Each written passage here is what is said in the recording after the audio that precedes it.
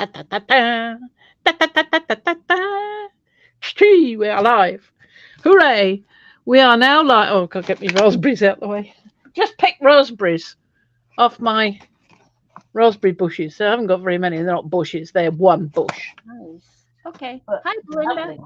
Anyway, hi, Belinda.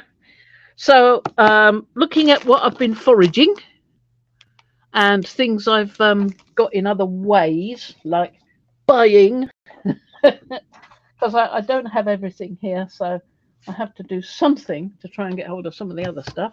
And one of the things I did was I found somebody Hi, selling Paula. Nopper, Nopper Hey, oak Fran. galls. Fran, Yeah. Yes. Oh, there's Paula. Hello. Yes. shouldn't we? Don't you want to introduce us? Are we Oh, doing? gee, I haven't done that. Hello, we are the mad scientists. And we are a bit confused. Well, I am anyway. I'm Mad Frankie, and this is Violet Igor over here, and together we make the Mad Scientists. There we are. Da da da da da da da. We're in. Oh dear, I'm so sorry. She's just her mind is on what she's doing. It's okay. Yeah, Sometimes it yeah. happens. So what I'm thinking about is, like I was saying, these Nopper oak galls. Look at these, about 100 altogether. I've been grinding some of them up. I tried grinding them in the pestle and mortar, and I've got a pretty decent one here, which I is. think you could I think you Is could back up the camera a bit, and it would be okay. You think? that better? There you Well, go. yeah. So Okay. I can't get it a lot higher than that. I don't think it's possible. Yeah, it's just that I want to be there, not on camera. Haha. Uh-huh. Well, there you go. This is my granite Mistle and Porter. No, I haven't been on the wine already. Nothing. Pestle and mortar. Now, I'm never too sure which is. I think that should be the pestle and this should be the mortar because you are pounding it with a mortar. You know, when World War One or whatever, when the mortar shells were dropping. Well, I don't know. Maybe it's the other way around. But this is my pestle and mortar. And what I was doing was I was taking a few of these here. Let me just open these. Very clever, this girl. She put the oak galls in a washing up capsule box, and you've got to press the sides to get the little notches to release so you can open the darn thing. And I didn't know that for ages. But I eventually figured it out. So here's a couple of Nopper oak galls. You see what they look like. They look quite twisted and sort of almost like a mace that the whatever I can't remember what the chap's name or the person's name who goes up to the House of Commons and hammers on the door, or is it the House of Lords? One or the other. At the opening of Parliament ceremony, and he's got something on a stick that looks a lot like that. So these are Nopper oak galls caused by the Nopper gall wasp who attacks oak leaves. And so what I was doing was just smashing them up like this. But the trouble is, Yes. I can't get them much smaller than that, and bits keep popping out. And my arm is so weak. My arm aches all the time up here and up there, so it doesn't matter. Point is, I can't grind that any further. So what I did, and I'm not going to turn it on because our little friend up there said, "Don't put that on; it will burst everybody's eardrums." Oh yeah. It's It's wow. terrible. It is. So then I put it in there, and you can see that I've been doing that because it's all dusty. And there's a little bit in there that's been done. And I then put it, oh, sorry, I didn't mean to do that. Then put it through a sieve into a little jar. So I've now got some powdered oak gall in there. You see that? So I've got powdered oak gall. And then I've got to follow the rest of the recipe, which includes, I've got the making book here. You put 2 ounces of oat galls, completely dried and hardened, put mortar and pestle, and you grind them up in there. Only I can't, so I'm doing it in the coffee grinder. And then you put the powder in a large old pot, pour 2 cups of water onto the material, soak for at least a day. So, I mean, I ain't going to have it ready now, am I? You now have a solution of gallic and tannic acid. You strain it through a coffee filter or fine cheesecloth, and then you add ferrous sulfate. Now, I've already got some ferrous sulfate over here. In fact, I've got a big box of it. But this is the little bit I put in here, and it's a faintly, very, very pale green stuff.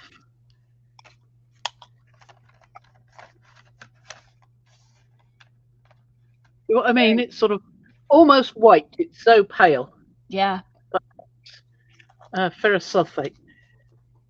And you add, how much is it? So if you've got 2 ounces of oat galls, you add...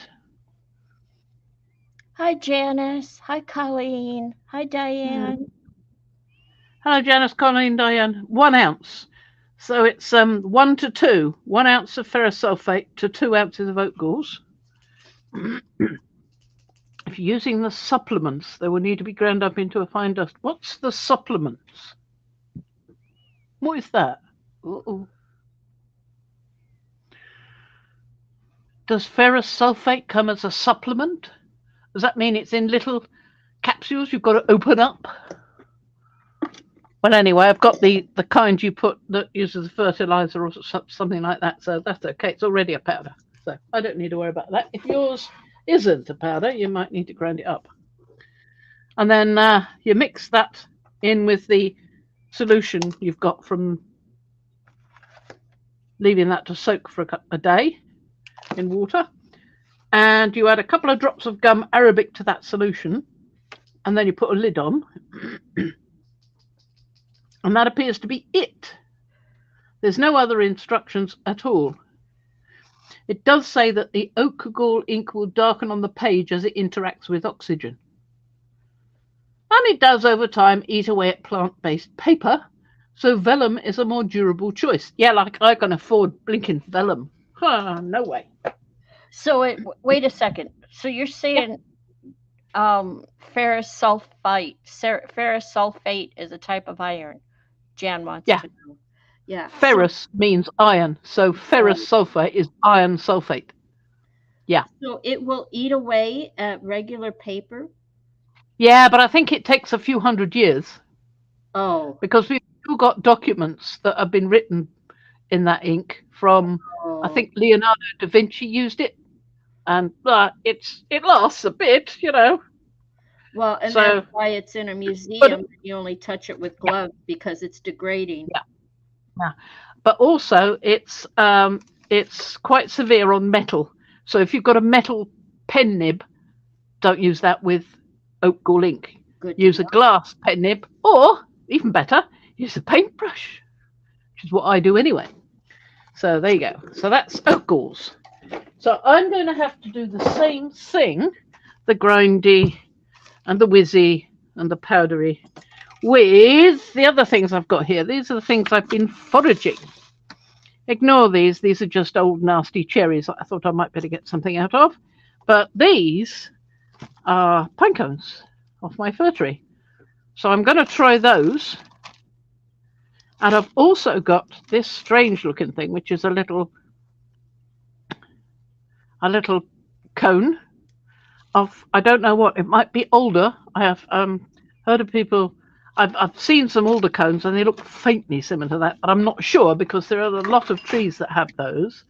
So I've also got some in here, and these are the bigger ones that I find on the floor underneath certain trees. And no, I don't know what the trees are, or I'd know what these were. They could be alder. I'll have to try and identify the leaves of the trees above them to find out.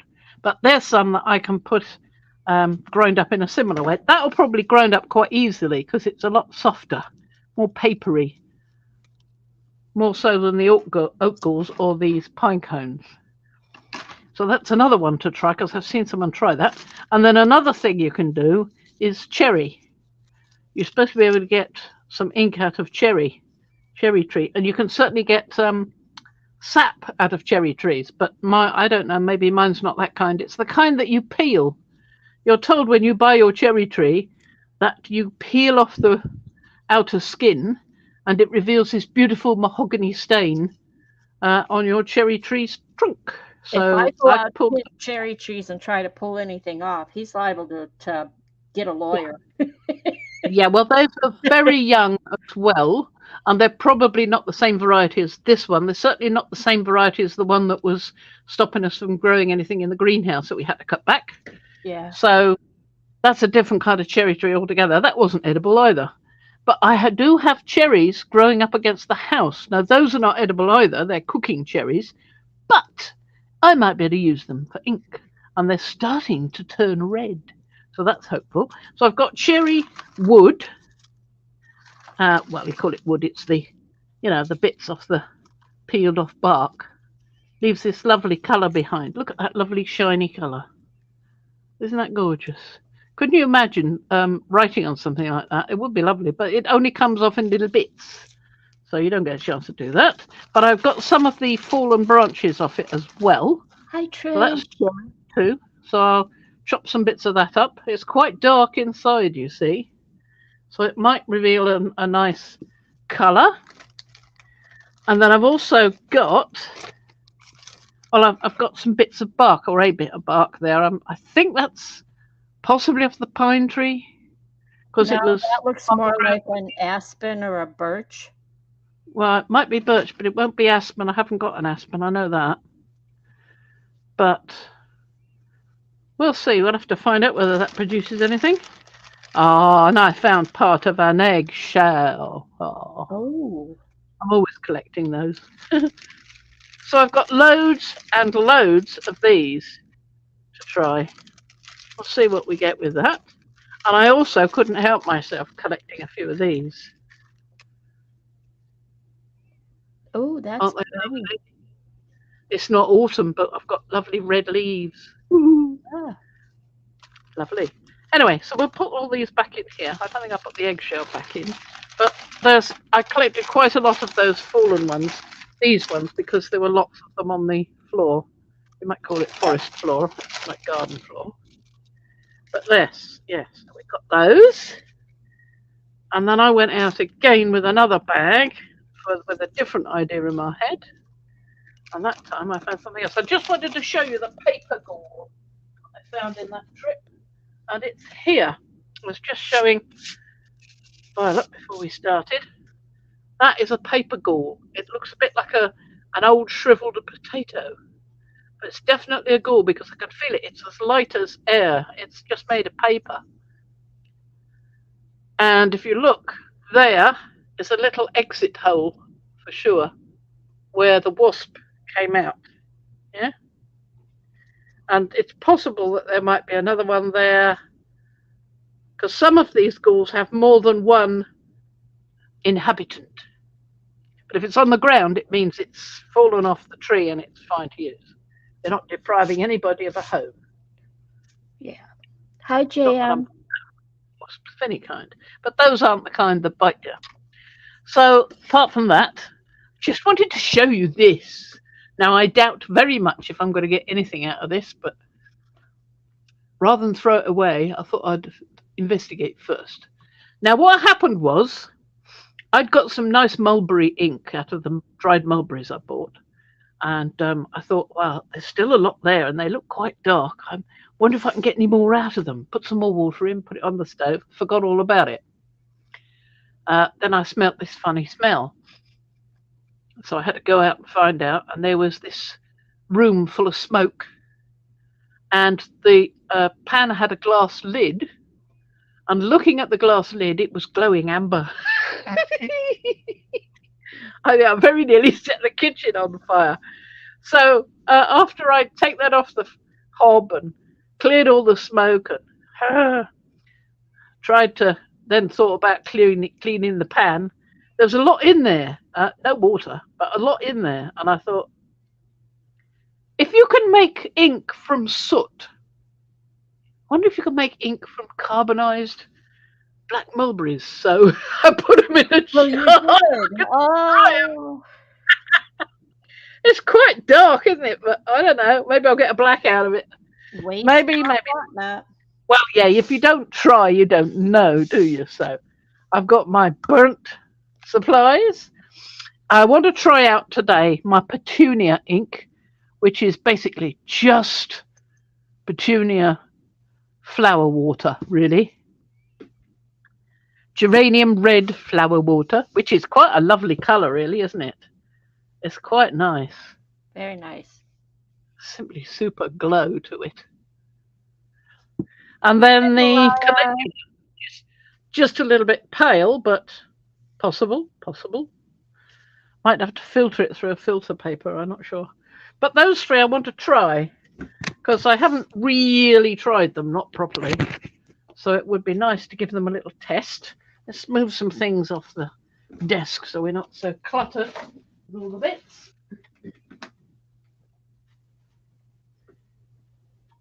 You know, my husband's always saying, eventually I'm going to block myself in here, and I very nearly did then. Mm-hmm. And then I've got these little darlings, which are going to be much better quality than what I'm making, because I don't know what I'm doing yet, not properly. Yeah. And these the ones with the label, the nice label. I was admiring those. These came from Bohemian Raspberry. Mm-hmm. I ordered them quite some time ago when I had the other stuff, but well, these were what I ordered originally were the little bottles like this. That's what I got originally, and I liked some of the ink so much that I ordered what she had in the ones that I really liked. She had Daffodil Gold, Clearwell Red Ochre, so I ordered that before I got my ochres from Clearwell Caves, because I still wasn't sure I'd be able to get any then. And it does look a really rather rich looking colour. So it would be fun to try that and then see what I ought to be getting from mine. The Daffodil Gold, she must have a field of daffodils to get that much daffodil ink. It's gorgeous. And this one is Coreopsis Amber. So that shows you that lovely, rich, treacly looking fluid, what you ought to get from Coreopsis. I've got some growing in the garden, but not really enough to harvest. And in any case, you've got to have, I mean, the calendula, I got a couple of tubs of 6 plants. So I got altogether 12 plants of calendula, and that's what I got from them. There are still some flowers coming, but I haven't got a lot. So, yes, think about that. And then she gave me this Japanese indigo, which I don't think I'd tried before. And then there's this, which is Lapis Lazuli handmade soluble crayon. My goodness, that's, yeah. Paula has a question. Yeah, I'm not sure how to use it. Have you heard of Jean Oliver? No. That's familiar to me. I don't think I've heard of it. Jean or Jeannie Oliver? That name is familiar to me. I wonder if I've seen it. It might be one of the dyers, because there's quite a few dyers that people keep mentioning. But the trouble is they're all talking about dyeing cloth, and it's not easy to figure out sometimes how to turn what they're saying into something you can use as an ink. Either it's a very complex process using the remains of your dye pot, which I don't have, or it's some other method, like I can't remember what they call it, where you put, I'm just letting some oxygen into my copper ink, where you put soda ash into the ink you've got, or the liquid you've got rather, and the soda ash encourages the colour to precipitate out of the water and form a layer at the bottom of the jar or beaker or whatever you've got. And the thing is, you've got to add it very slowly. And if you ever watch the Alchemical Scientist, or is it, no, the Alchemical Arts, the chap that does the Alchemical Arts videos on YouTube, he's brilliant actually. And but he's quite sciencey, so he's a bit above me. I mean, I did do science at school, but he says he's not a scientist, but he's a heck of a lot better one than I am. So he does the method where you put soda ash into your liquid that you've got, and the soda ash makes the pigment precipitate out. But he gets impatient. So he's putting a bit of soda ash in and it's bubbling up a bit. Then he's knocking it back. And knocking it back takes quite a long time. He's sitting there for ages going like this in his beaker, trying to get it to knock back in. And then eventually he puts a little bit more. And then as he's putting a little bit more in, I found it, Paula. And he pours quite a bit more soda ash in, powder, and it goes woof, and tries to overflow the beaker, and sometimes it does. So yes, so it's quite a longish process, that sort of thing. So I'm liking these ones because I got these just from the petals, without anything else doing anything else to them.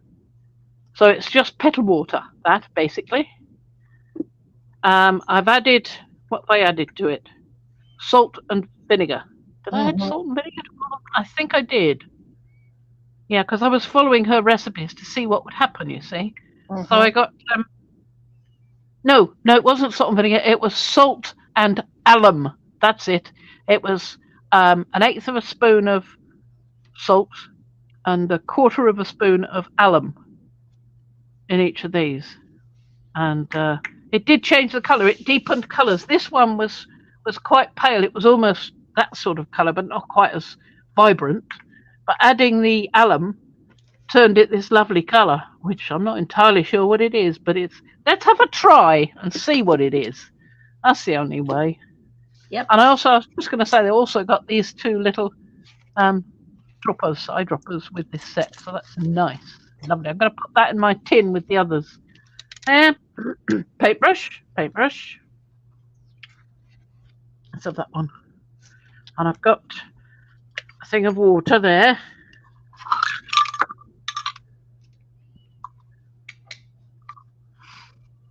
Thing is, if you can go through all the palaver of making a lake pigment, then you can turn that into a watercolor or an oil or an acrylic.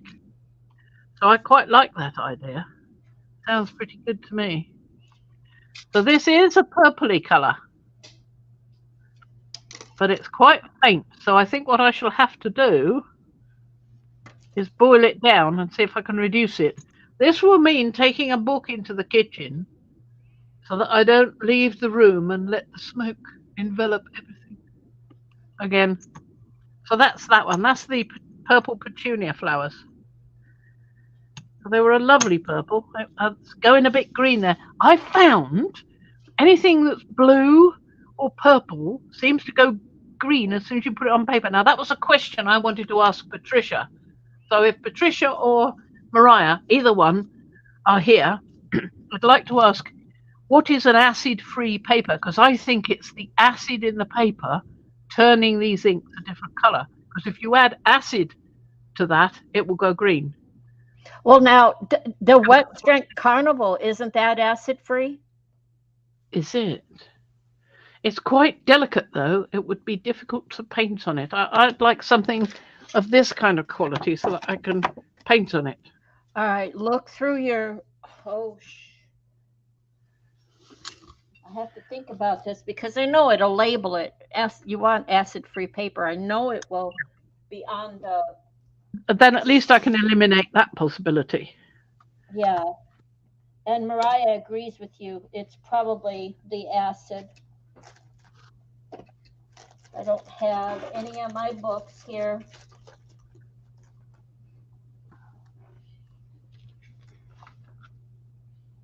Now, my little, just so you know, I'm going to come back on camera.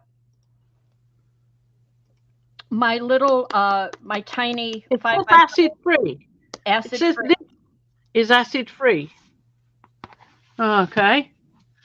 Let's get a piece of that. There you go. A bit. I cut a piece. You got it. No, that's not it. Oh, this is it. I know, because it's a bit tall when I was cutting it. Didn't mean to stay on there.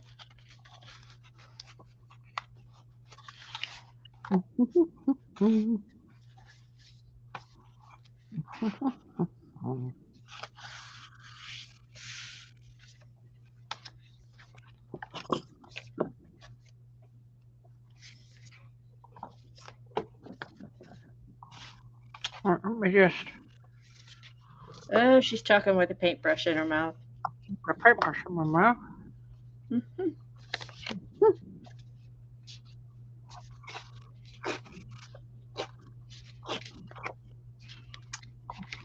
Again, huh?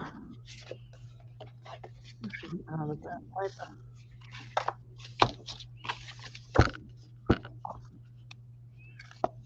I just want to test a bit so that I can try this. So we'll try the same colours on this. This is just a piece of copy card for the photocopier. Only I haven't got a photocopier, so it's called colour copy. It's called. It's colour copy. It doesn't say anything about acid freeness or not. Anyway, let's try it on this paper anyway.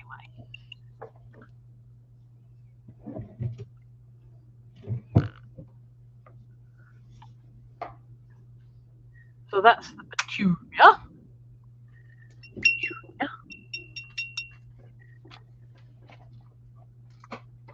And this is the purple.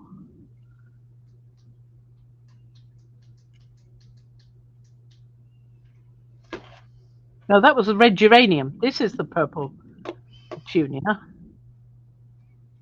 And you'll Looks more see like a it. ground. You'll see it best. Look at the difference. There. Do you see the green yet? Not yet, but I've only just put that one on. So that's those two. So let's try the yellow. But that's definitely green, isn't it? Quite definitely green.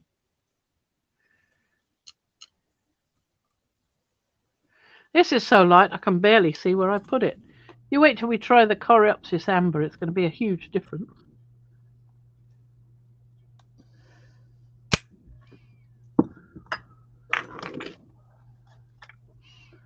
That's alkanet root in alcohol. I haven't tried that for a while. I did that quite a while ago.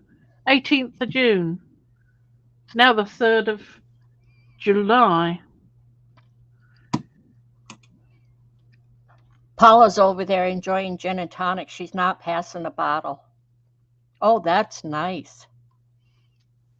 Ooh, But that's in isopropyl alcohol and it soaks right through. That's the only trouble. And this blobbing here, that's because of the clove oil. You can see that it's a bit more syrupy looking. Well, I can. You ought to be closer. I had you closer before. Yeah, but I don't know if we could be close enough to distinguish. Okay. Maybe not.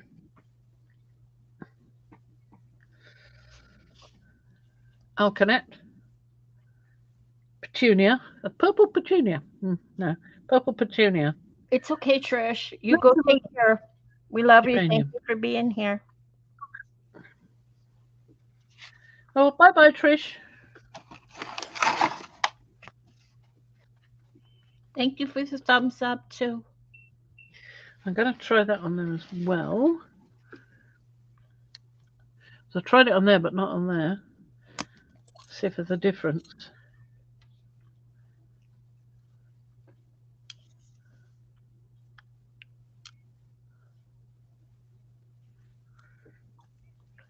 Hi, Ricky. Ricky painted a totem. She has a totem in her garden. Ooh. 4 foot tall. Wow. With 4 sides. Am I reading that correctly? Or understanding it correctly? I'd like to see that. I like totems. I asked her how to use the crayon because I don't think I'm doing it right. It's more like a waxy trail with a few little specks on it. I'm sure it said something about water soluble, so you've probably got to dampen it with water. Yeah. But this is the indigo.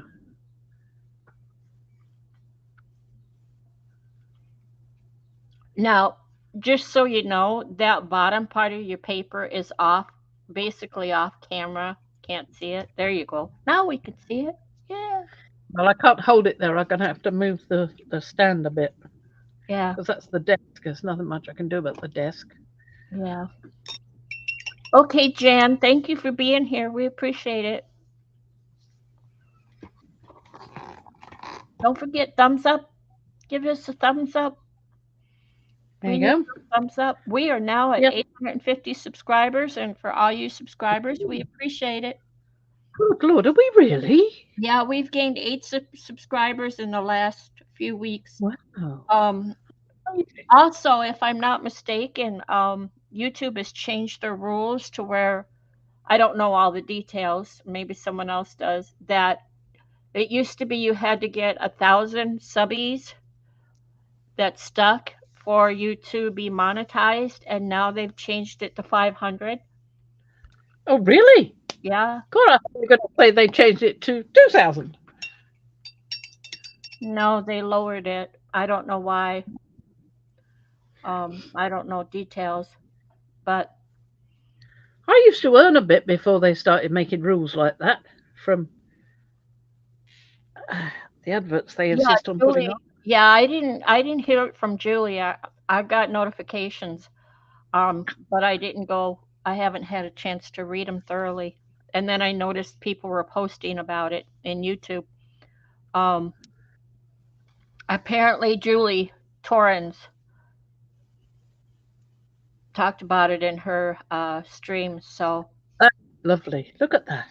You see that isn't colour? it? I like that. Yeah, Marvellous. it's almost That's like a fluorescent yellow. Yeah, I've got to go and get some more daffodils. Yeah. I haven't got enough. I've got about 6. I need a So, field of daffodils. what's the rust-colored one? That one?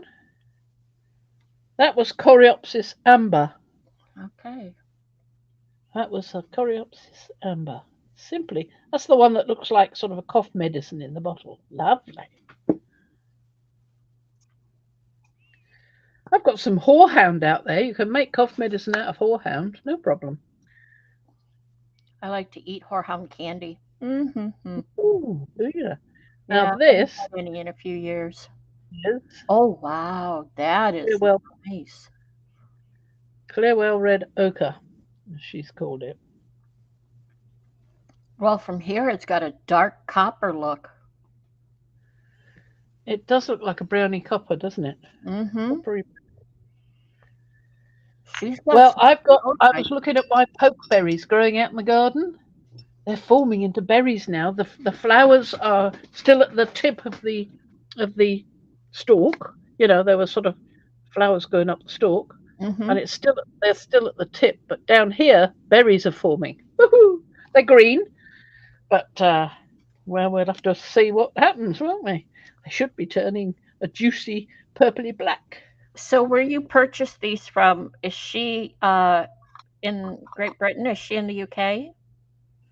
What? Bohemian raspberry? Yes. Yeah.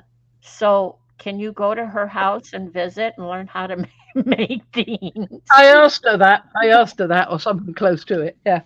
Do you do courses? Because I'm not doing it as good as you. Yeah. I mean, this one's my favourite. This one. This is the copper, and I should not have that top on, but I'm afraid of spilling it, so I just take it off and shake it a bit every day, just to, let some air in. If I could leave it on a shelf, I could put it upstairs in the old room because there's no sign of anything happening up there, and let it just sit open up there. I've got more jars. I could do that with some. And then maybe we'd get a darker colour because it's the action of the vinegar with the copper and with the oxygen from the air. It oxidizes. You know, when you've got iron that isn't treated by being stainless steel or anything like that, it's just iron. And if that gets wet, it goes rusty out in the air. Yeah?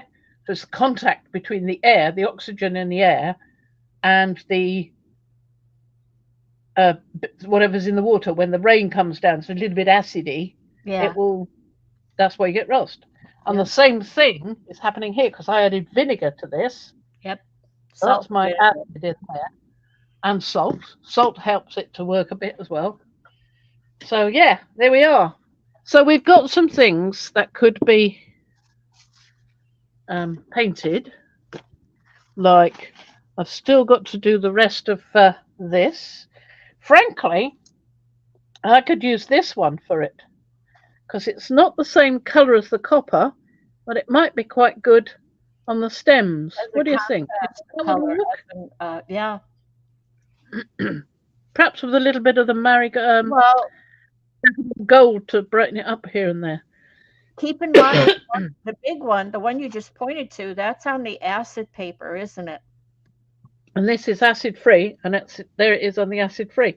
So it's going that colour anyway. Yeah.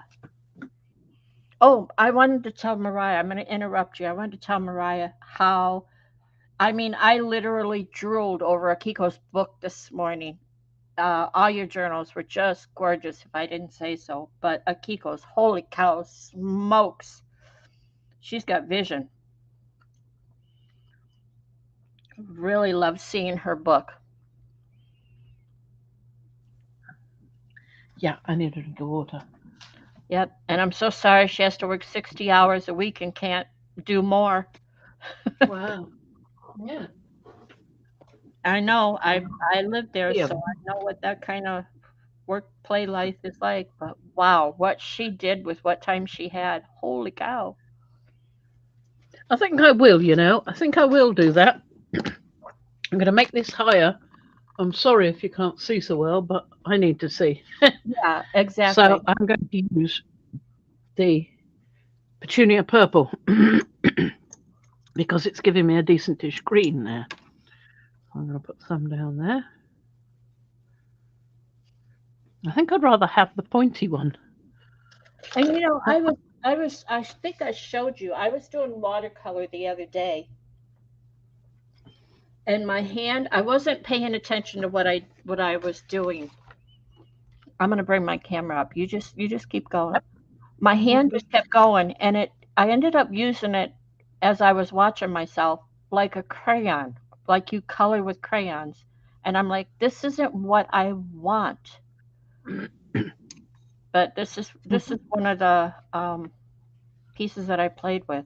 And I just felt like I was sitting here with my paintbrush painting like it's not what I wanted. It's all right. It's fun. It was fun doodling, but it's not what I wanted.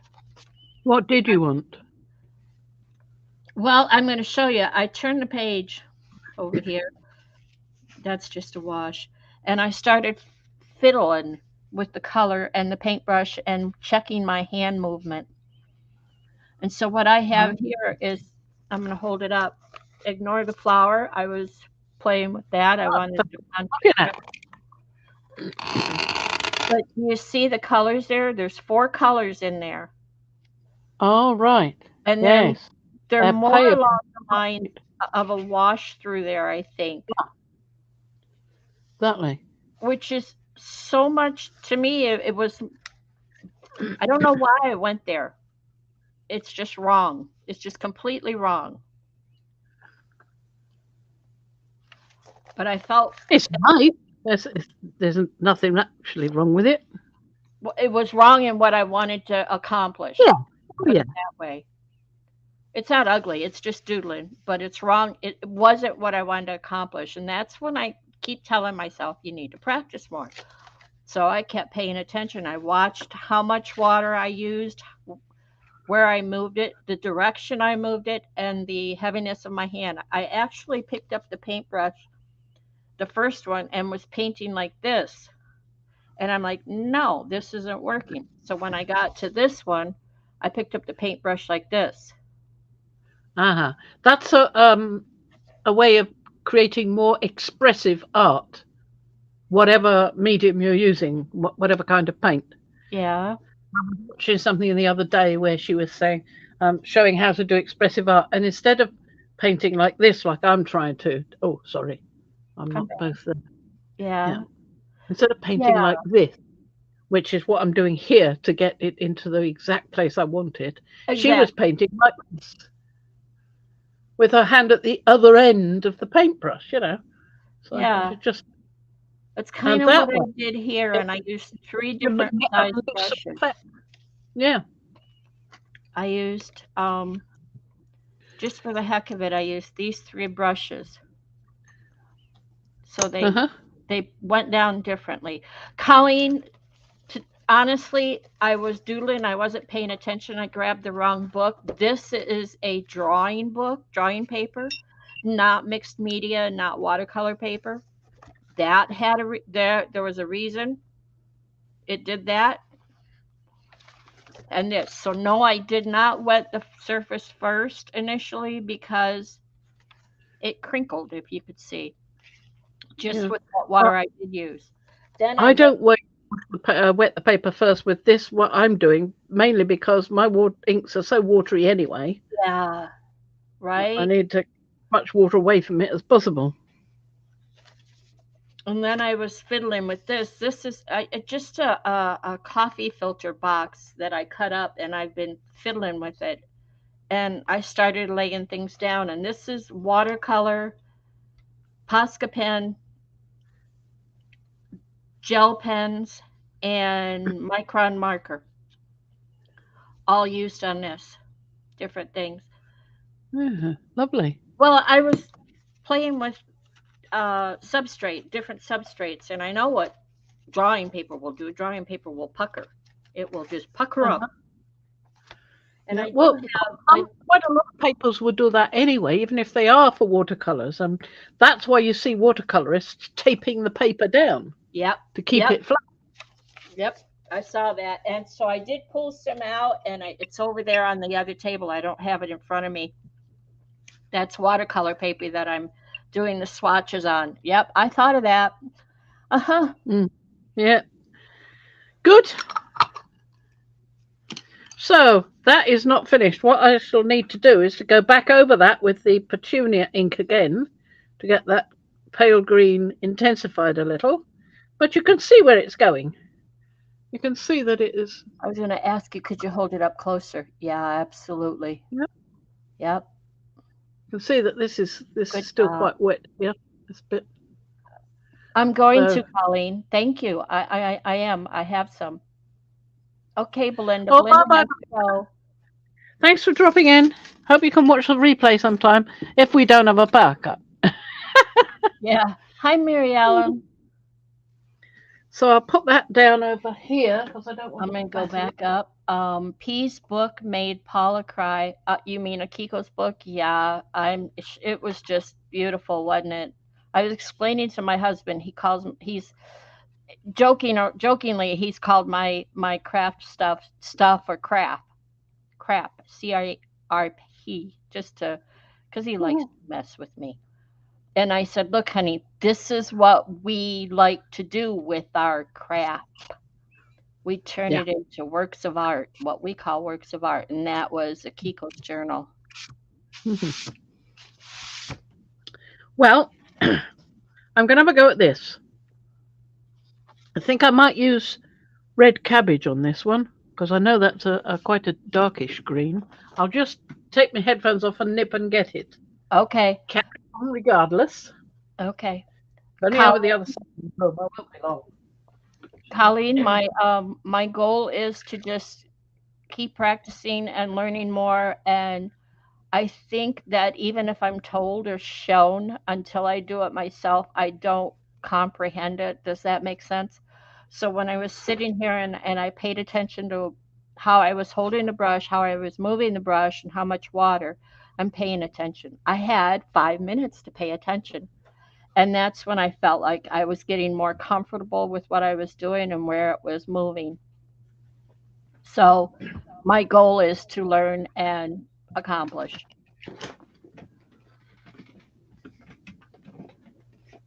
And hopefully remember it next month. It's just to have fun and enjoy learning. I'm just picking up some paint boxes that fell on the floor. Tra-la-la. Oh, and I wanted to show you a new book I've got. Someone told me, I'm going to interrupt her. Someone told me, Colleen, that you were the watercolor queen. Someone said that in a stream a while back. So any tips you throw my way, 100% greatly appreciated. Right. Now, I just want to show you this because this has got me excited. It won't impress anybody from America, I expect. Reason being, it's about Britain's plant galls. Oh, wow. Okay, can't see the whole book. Wow, look at you. You found one. Yeah, all about plant galls. And it has quite a good section on oak galls as well. I mean, it talks about all these, like Robin's pincushion is caused by the gall wasp, Diplolepis rosae, and it's the emblem of the British Plant Gall Society. It certainly is fantastic. I wish I could find some of that. I think that forms on roses. Certainly looks like a rose stem with the Thank you. Thorns down there on the shape of the leaves. It's probably why they called it rosé. Makes me think of bee balm. Diplolepis rosae. It's spiky. It forms into a hard, woody thing. There's a picture further on somewhere where it shows you one. There we go. A mature woody Robin's pincushion gall. Look at that. It's amazing. You wouldn't think it was the same thing at all. And look, that's a nopper gall there. It's just formed, you know. And you can get this one that looks called an artichoke gall. And there's just so many different varieties. You wouldn't believe how many different varieties. It's not just oak gall wasps that do it. There's a gall fly. There's a gall midge. I mean, amazing, just amazing. And it's not only on oaks either. I mean, look at that. Look at that. That oak apple contained at least 112 insects. Would you believe it? Each pin somebody's put in marks an exit hole. Wow. I mean, just wow. Amazing.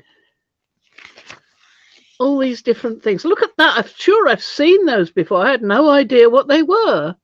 It's a ram's horn gall caused by the well-known gall wasp, Andricus aries.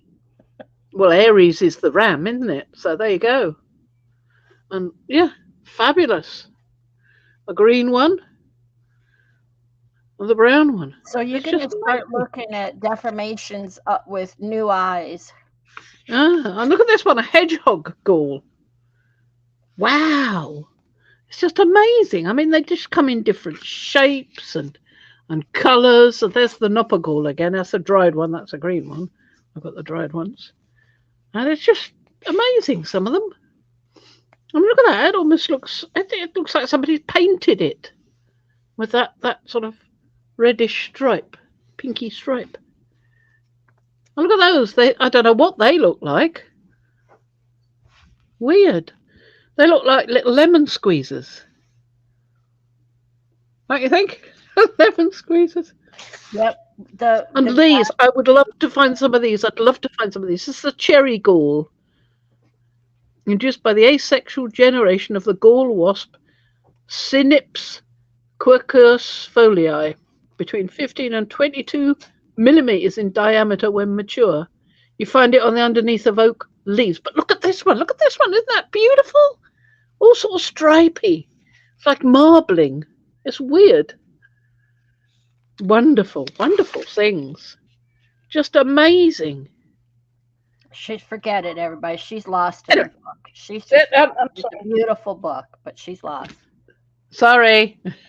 I've only just started looking at it. I'm going, ooh, amazing. Magic.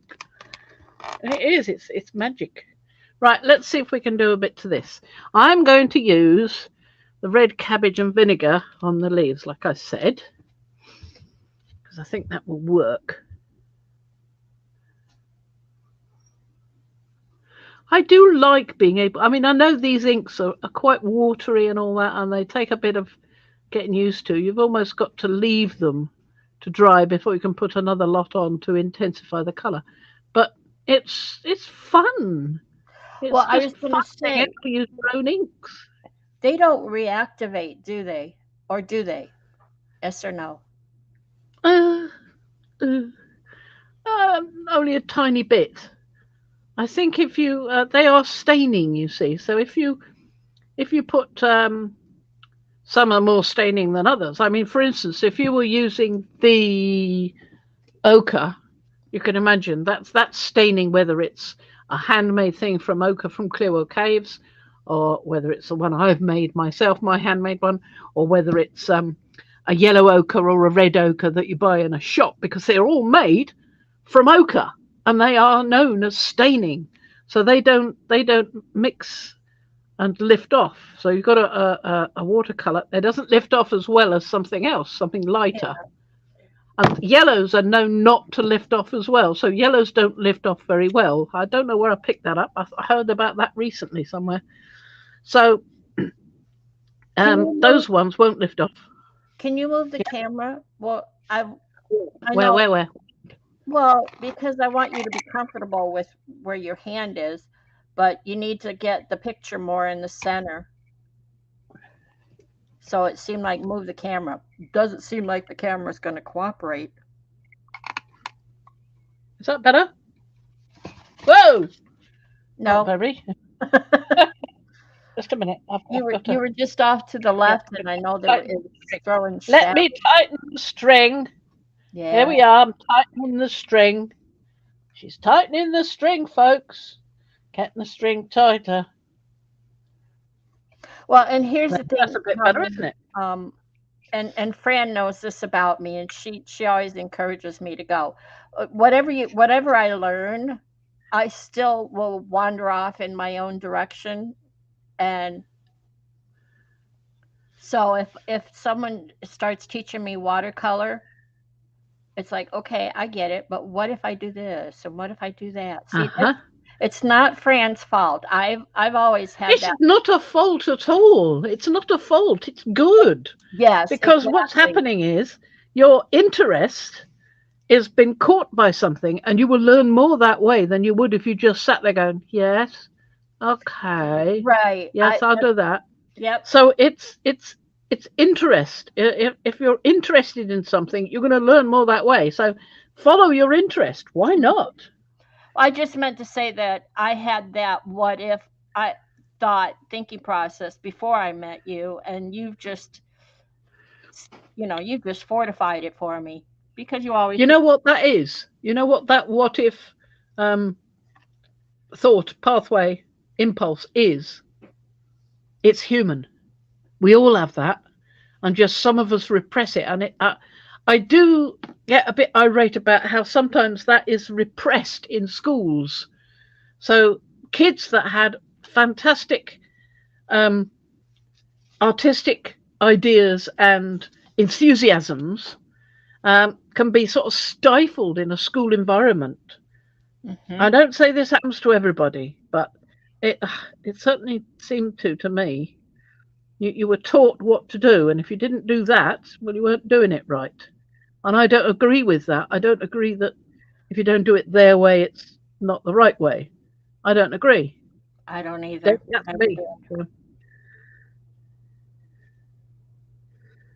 So when my granddaughter frustratingly wouldn't go to school because she has an anxiety about these things, and actually meeting Violet helped me to understand my granddaughter a lot more as well. Really? Yeah. Oh, indeed. Because I didn't really understand the anxiety like that. Mm. I mean, I can understand a little bit now, but I don't have that so much. I like to go out, but I do like to go out on my own as well and just mess about, in a forest with a dog or something. Well, and mine is other people than it. I've had things happen to me. Yeah.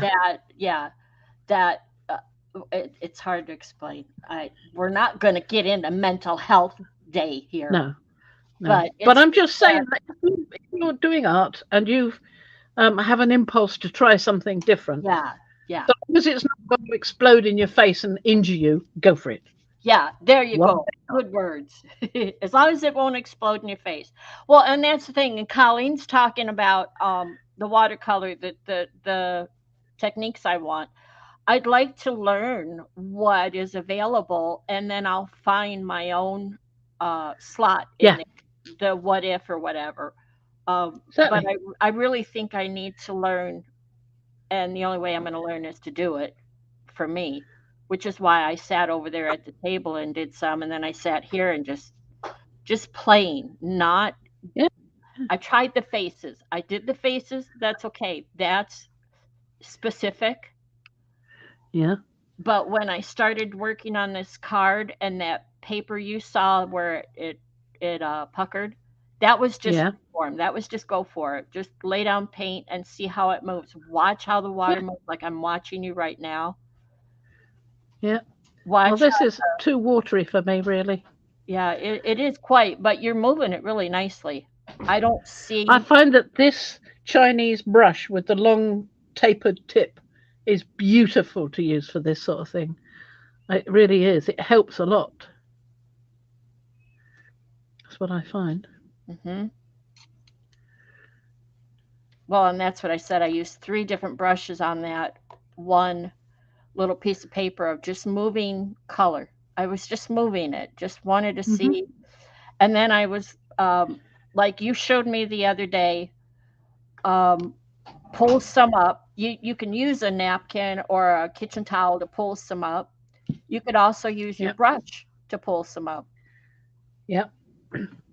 The trouble is, I want intensity of color, so I've got to let Okay, that dry. Colleen. Again, thank you so much, Colleen. Um, Okay.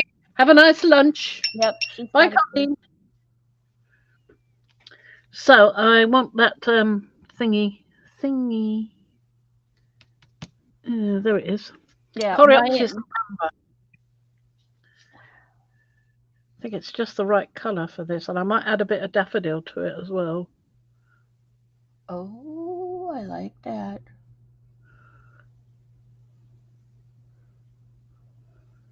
Quite mottly. I wonder why it's so Yeah, mottly. it's gritty, isn't it? Yeah, it's not a gritty looking ink.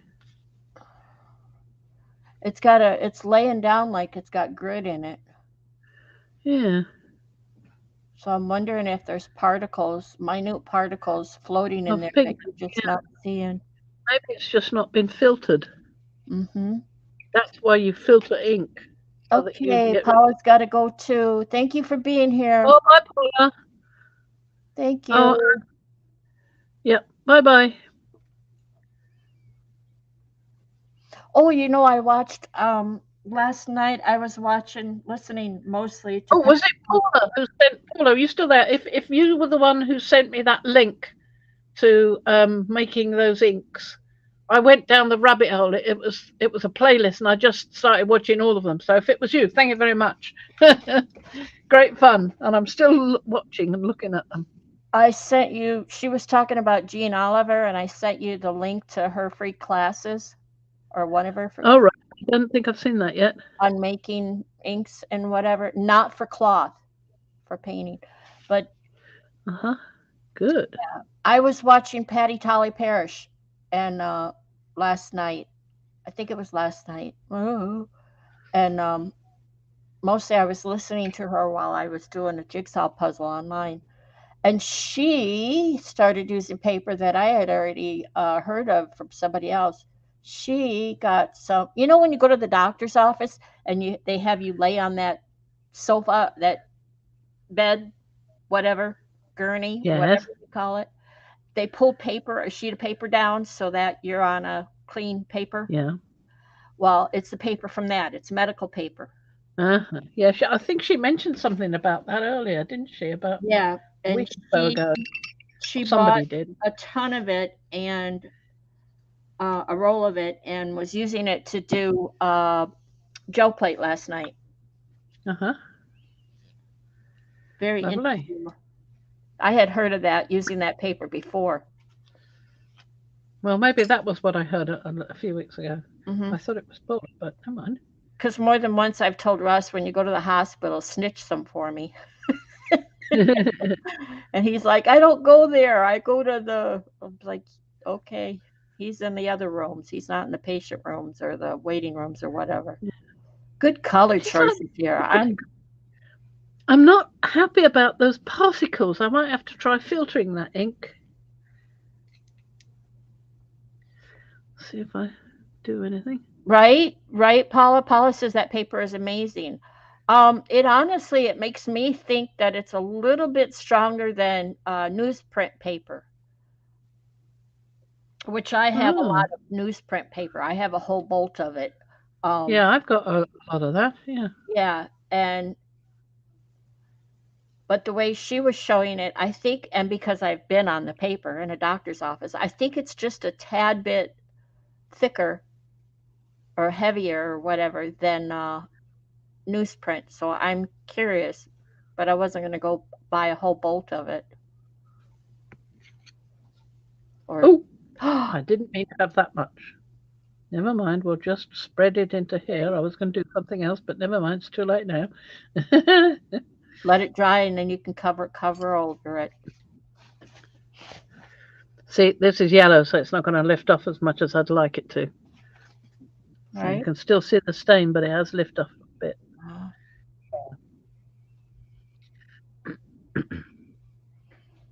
The other thing, when I see flowers and stuff, I don't want to color them the way they are in real life. I'm going to let these dry.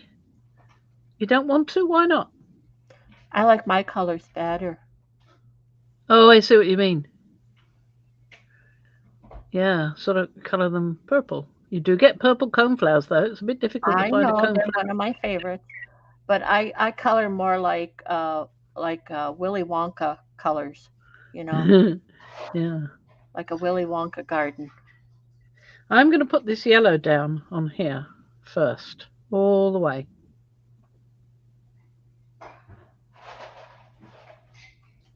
And on there as well. Put down a first layer. And I'm going to try on this one using some of that Coreopsis amber on top in the hopes that it might protect the paper a bit and I won't get so much grit. Because it's almost like the paint has soaked into the paper more where those dots are. Mm-hmm. So it's as if she's put iron into the Coreopsis. And that's what you got, the little flecks of iron. It hasn't been filtered. It's possible. Did you shake that before you started using it? No. So there should have been all the particles at the bottom. Yeah. Never mind. It's a feature. Okay. That's what they say on Microsoft, isn't it? When they give you a new Windows. Yeah. That thing you're really irritated about, it's a feature.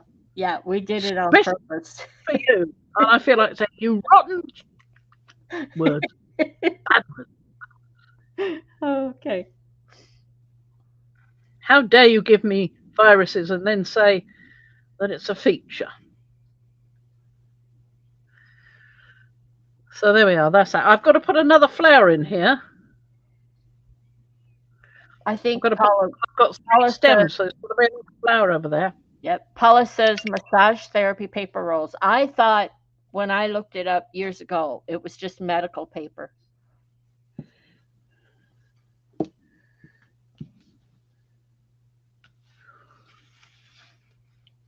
Well, I can't do any of those yet. They're none of them dry, so we'll have to move on to something else. Well, you said so what else have we got? Sunset. Yeah. Here's my sunset. There you go. There's the sun. Yeah, with the greenhouse. Yeah. So these are red yarrow. All these. I've got yellow yarrow as well, but I just love the effect of the red. And behind it is, that's going to be difficult. It's the feverfew, which is like little yellow-scented daisies with white petals. So how on earth I'm going to do that, I do not know. I don't know. I'm just going to nick an eraser from here.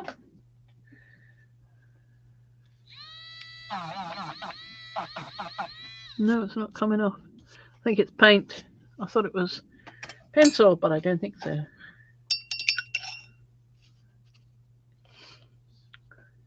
So I can do the red anyway because I know where all that goes. And I can do the stems. I think I might do the stems with that one. That was my petunia. And what happened to the other one? Let me have a look. Where did I put it? Oh, it's down there. Just let me reach over and grab the chicory. Hang on just 1 second. Should be dry by now.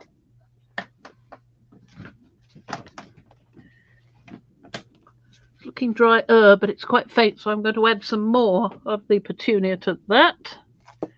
Now that it's dry enough.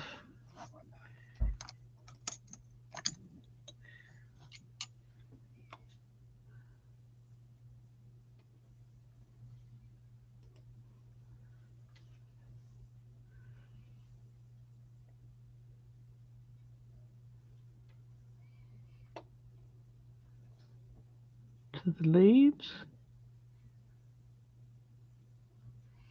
Because there it dried to quite a good dark colour, and it's the same paper I'm using, so it should do. You're off camera a bit. Sorry. I know, it's kind of awkward to get your hand to paint in awkward positions. Yeah.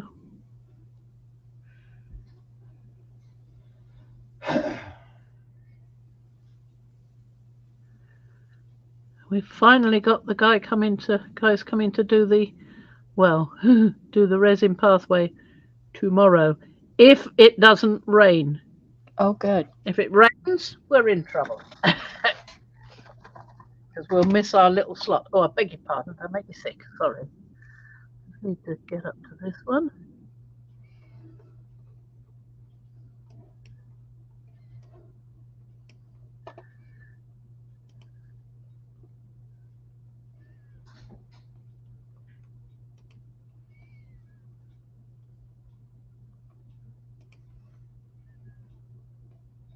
It is a different shade, and if I can get it deep enough with enough layers, see, that's the good thing about it from that point of view. You're talking about does it lift off? Well, thankfully, it doesn't lift off that much, so you can build up layers. So that's a good thing. Oh, I hate to break it to you, but I think you're going to get full-on rain tomorrow. Oh. Well, we thought there might be a possibility of rain, but Yep. I don't think they're coming to do that. But that won't stop Simon from coming and chopping down some stuff and moving some stuff, hopefully. And that may improve the look of the front stretch of garden going along by the path. I hope, because it looks absolutely dreadful at the moment. Really dreadful. And that's from what Simon did last time. So, yeah. So he ought to clean it up anyway. So that's another layer there. I can put another one on another time. But if I can get close to this green up here, Yeah. that would be lovely. That's quite nice, isn't it? But that was a broad area. Is that on the acid-free paper? Yeah, same stuff. Same stuff as this. Exactly the same. So hang on 1 second while I put this back to dry. There we go. Lovely. I'm glad I haven't managed yet to mess up that one. That was one of my favourite little pieces, the chicory. And actually, those chicory little seedlings I got that were arrived in plastic wrap, and where their poor little roots felt quite warm to the touch when they arrived, and their box was battered, and I was a bit sort of, oh my gosh, the poor things. I think they're reviving. I think they may even be growing. That would be nice, wouldn't it? Lovely. So what am I going to do with that? That red, I'm not sure what I'm going to do with the red. I might have to. I can't possibly use this. It's completely the wrong sort of red. It's nothing like that. And I don't have anything close. I mean, put that down and it's a completely different colour. Yes. Let me just put a little bit more of this on there, because I've got a suspicion I'm actually using the wrong one. I wonder if I'm using the wrong one. Is it the red geranium that goes that colour? I'm going to put across it. See, when you're working on an image that's this fine, this small, with such detail, then yeah, I could see holding the brush the way you're holding it. Yeah, because you've got to try and be accurate, otherwise, and Yeah, that's if you want to do it that way, and I do. yeah, But you could just do it the way you were talking about before, where you hold it by the end like that, and then you're doing more of an expressive thing, because you are not going to get into where you want to go. yeah. You're up beside it, over it, doing 3 or 4 lines, and I think in this case it would turn out a mess. Now, the way the lady I saw was painting, she was using a huge piece. I mean, it must have been the size of this desk, really, and that includes the bits that are all cluttered up. So it was a big piece, and she was using her paintbrush like that at the end of the brush, holding it like that. So she was doing big sweeping motions as well. She wasn't doing little tiny bits like me. She was going, I'm painting a jug. Well, I gotta say, I enjoyed attacking that paper like that. It with just letting the brush kind of move on its own. Yeah, almost. Yeah. It So was you're giving it direction, but you're not bothered if it doesn't quite hit the right mark. right. That's the code. Because me, I'd be sitting there going, "That's wrong. That's not right. No, Yeah, I've got to yeah, soak that up. I've got to start again." But she wasn't. She was just going, streak, streak, streak, streak, and it missed it. Who cares? She'd do that over 5 or 6 times with different layers, different colours, until she got just what she wanted, the amount of depth of colour, and she'd leave areas of the original colour, and other areas she'd add other bits on it. It was lovely. I'll send you a link to it if I can find it again. yeah. It was really. Oh, I can't. It was a Skillshare one. Skillshare. I knew you were gonna say that. I knew it. I'm sorry. I'm sorry. Oh, I've been that's watching okay. Skillshare and enjoying it. I'm there's so much on YouTube that I can find Yeah. that Well, shows. most of the people on Skillshare have stuff on YouTube as well, so you'll probably find something there. I'll see if I Right. can find her name. That might help.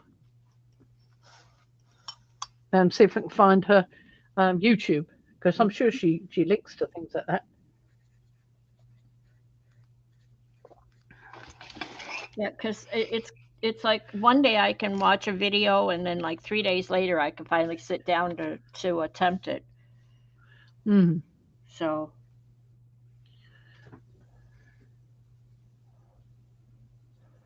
and last night I watched Patty Tolly Parrish with the medical paper and everything she was doing, which was kind of interesting. But then I was like, I'm done with videos. I ended up listening to pan music. Now, that one of these leaves, petals, is almost just about dry, and I'm going to try this one. I'm not going to try any others. Just going to try this one with the Coreopsis amber over the top. See if I can avoid getting so many gritty bits.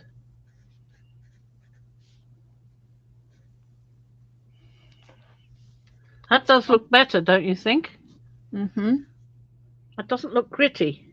Mm-hmm. I think my idea was probably correct. Bring it back up. I mean, I'm not absolutely sure, but I think it's something like one of the chemicals, like something that's not been mixed in completely. Mm-hmm. So the little tiny particles of it are drawing the moisture to it, and that's soaking into the paper more. Whereas this one is sitting on a layer of a previous colour. And I suspect that the gum arabic in that daffodil gold has protected the paint on top somewhat, so it's gone on a smoother colour. That's interesting to know. So how long have you There had you go. them? Today. Today. You just got them today. Okay. They arrived today. Well, I wonder how old they are, if that makes a difference. Well, I think they must be fairly new, because I had to wait for them to arrive. I ordered them very close, or very shortly after I received the first lot of the last ones, was about a month ago. So it's taken about a month to get here. So I reckon that these have been fairly newly made. She obviously had the supplies and the basic stuff. And maybe she had one or two of them. Maybe this is the one she didn't have and had to make. I don't know. And But it all depends on what order she's got and all that kind of thing. So I wanted that to is a nicer colour, I think, as well. I mean, I did put the yellow on top of that one, at least. And I think on top of that one. But it didn't work quite so well. It's a richer colour when you add those two together, the Coreopsis amber and the daffodil gold. It is. But I think it's best to put the daffodil gold down first, then add the Coreopsis amber on top. And I might perhaps put a couple of layers on this one. I'll put a couple of layers of the daffodil, and then I'll come back with the Coreopsis amber after I've got a couple of layers and intensified the yellow. So we'll see how that works. Okay, so let's get this one out of the way. Sit there and dry. Take the test piece away. Right. Do some of that, and then you wanted to do your Rosa Gallery. Well, I was thinking I might do the Rosa Gallery on this one because that's really why I drew this one. Because of having those lovely paints, wasn't it? Your call. I've got the botanical one. Yeah, I think that's what I'll do. I've done a fair bit on the other thing, and I don't have to put this into the botanical journal unless I want to, but there's nothing to say I can't, even if I use the Rosa Gallery. I mean, this one, what's this one? This is the monopigment one. So, I mean, they're still made from similar things. I mean, titanium white is still made from rocks with titanium in them, you know? And I mean, magenta rose is usually made from madder, I think. I had a rose madder in my dad's box. And these are cadmium. These are from the earth.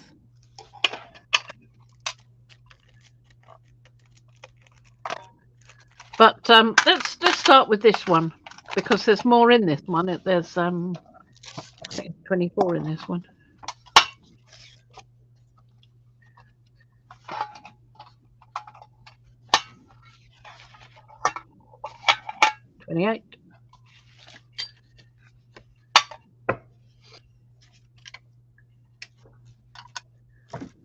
So, if I was going to do that, then I will need another piece of card.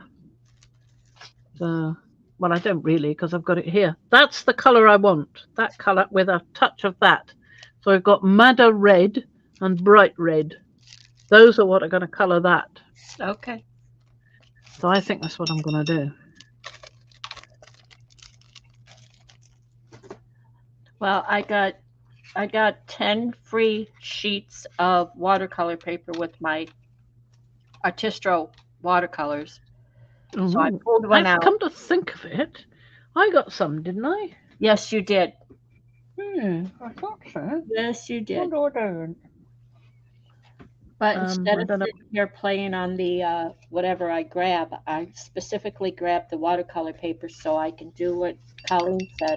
I'm going to play around on it.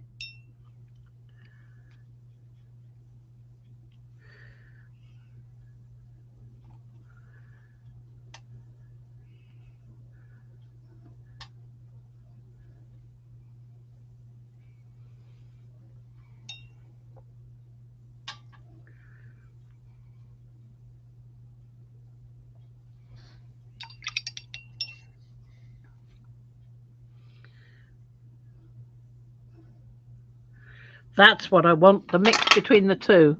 You probably can't see that. I'll have to try and get my paint palette closer. I was mixing the two. I think that's a better colour. It's a slightly bricky sort of red.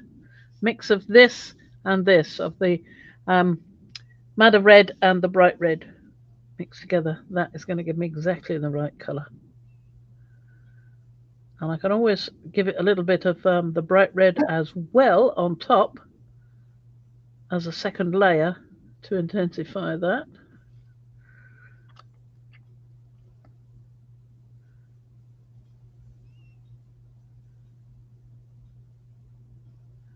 So I'm just going to be putting a blanket layer down.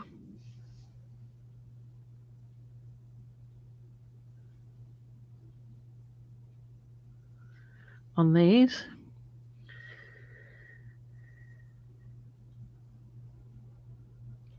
But there is something going on in these little areas.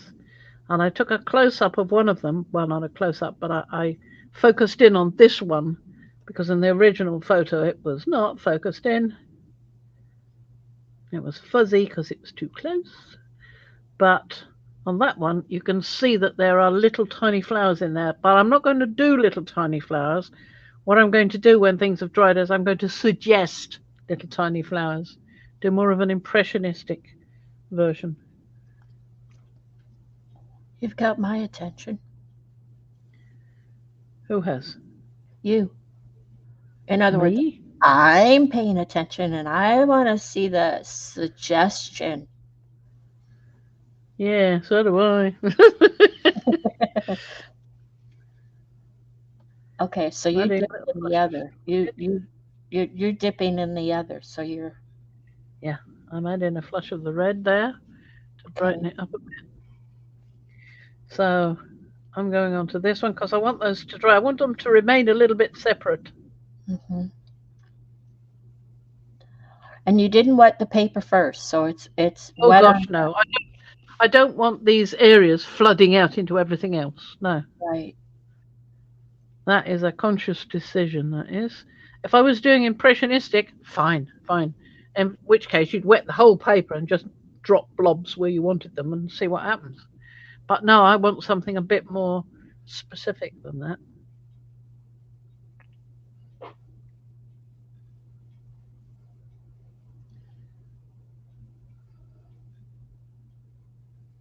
That's really a nice brush. Yeah. I do like its ability to let me be a bit more accurate than I'm used to.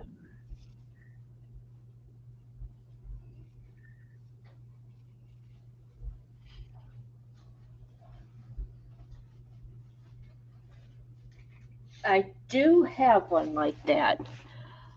Oh, yeah? Yes, I do. I do believe it's a small rigger. Ah, that's a good one. Yes. That's the Small rigger is a good one. Yep, it's the closest thing I've got to it. I'll show you. Just a minute. Let me have a look at that.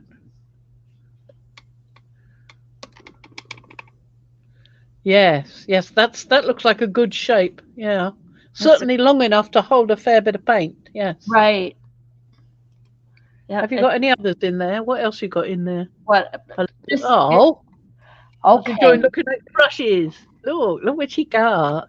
She got a load of brushes. Huh? Oh dear. What have I done? Come back. Come back. I've done something. Come back. Shouldn't let you play with the button. Oh, I did it again because I didn't know you'd done it. Sorry. We should not let you play with buttons. No, we shouldn't. Absolutely not. Well, I've got a nice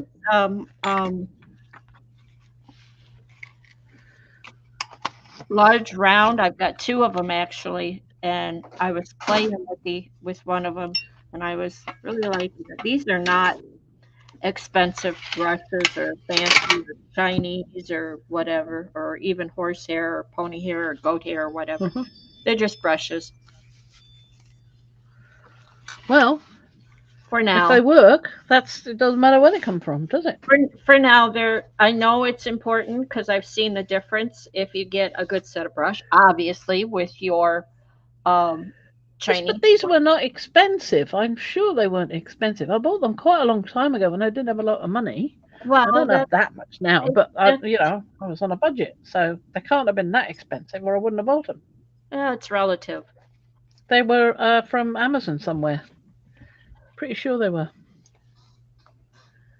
I mean, if you're Jeff Bezos, they probably weren't expensive, but if you're me, Yeah. or Yes, you, I am. No, I'm not Jeff uh-oh, Bezos. I door wish I was. Yes, I know. I wonder if Ian's heard them. yeah, I was gonna say, isn't that the second time I've heard it? Yeah, he has. If you need to go see if that's one of the guys showing up early. No, they wouldn't this late. What, 8:30? No. Yeah, right. I was Hi, just Dad. expecting Ian to come and say, your daily Amazon is here. He's been getting some things lately, so I've said, darling, your daily Amazon is here.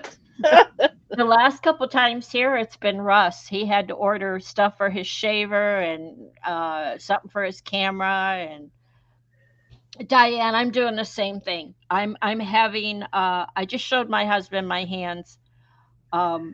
Sleeping with castor oil compress on my hands. This is the best my hands have felt in months. Oh, The mailman rings. something's working then. I don't know. I honestly don't know, but I wear it. I put it on the compress on and wrap it on with a thing every night for 2-3 hours before I go to bed. And by the time I go to bed, I take it off because it's just uncomfortable to sleep with. Last night I did something different. I have compression gloves, and I decided to use those, and I tucked the compress inside the glove, and I wore it all night. Oh, I got up this morning, and there's almost no swelling on my hand. oh, wonderful. Right? Wonderful. I Oh, can't. I'm so glad. Yeah, and I haven't even thought about it all day. I've been so used to hurting all day, and it's just the normal hurting. It's not, Yeah. horrible.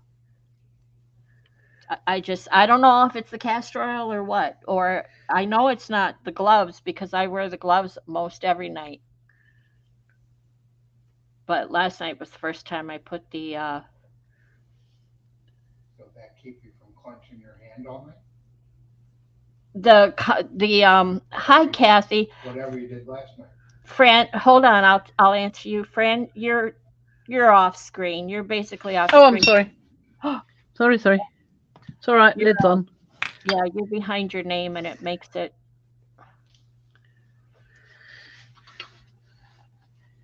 There we go. You'll see them now. Look, dots. Beautiful. I tend to wake up in the middle of the night. I tend to sleep. I end up making a fists with both my hands. I will sleep with my hands tucked in and in the form of a fist. I've been doing it for years. How can you do that though? Don't they relax when you go to sleep? Nope. Oh. I go into defense mode. It's a long story. Again, we're not going into. Yeah. And Russ just asked me if the gloves or whatever prevents me from making a. Last night with the compress on too. Well, if I wear that other wrap with the compress, I can't make a fist with this hand. It won't let me. But it's also too uncomfortable to sleep through the night. If I wear the gloves, I've woken up with still making a fist.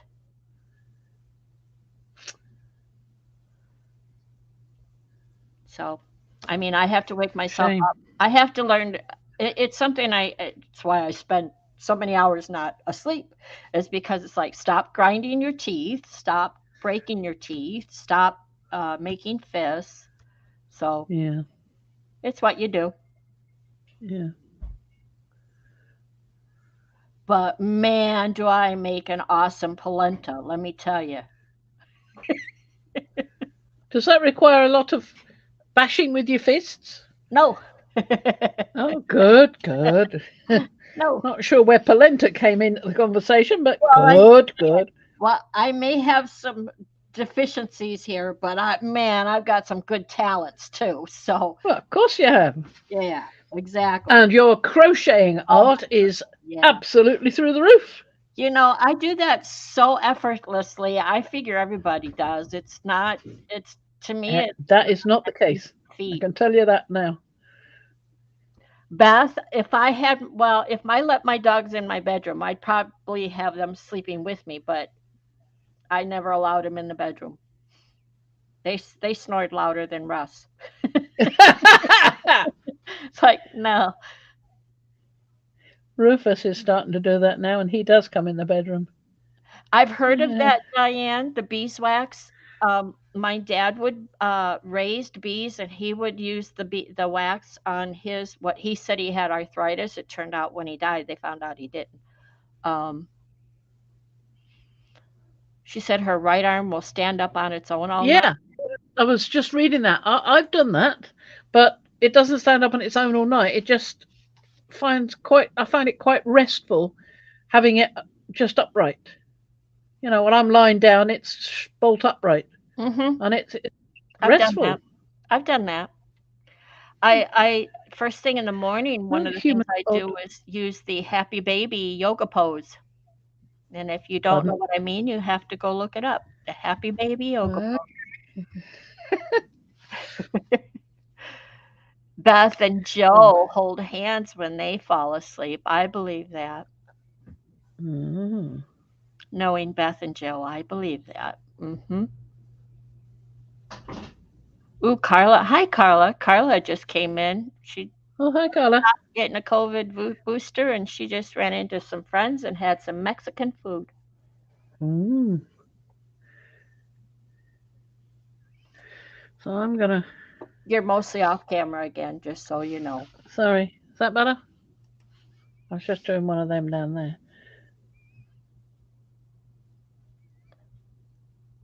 So I had you down to do Rosa Gallery swatches. This is better because we. Well, I did the Rosa Gallery swatches on this. Yeah. See, I haven't done it on the other one, the mono pigment one, Mm-hmm. but I should do. I should do. So, what do you think? I love this red. I did find doing the swatches that they activate instantly. You don't need to spray them. You just put a bit of water on them. The way my dad's always used to always used to react, and yet they're just alive. It's amazing. It really is. There was one that wasn't so good, and I think that was the Madder Rose. But then I put a second layer on, and it still came up okay. Yeah, Well, I think they're I on like my them. list, so I'm gonna play with these artistros some more. But yeah, I'm liking the color you've come up with there too. Yeah, and it's only it's a fair bit of bright red with a twinge of the Madder red added to it.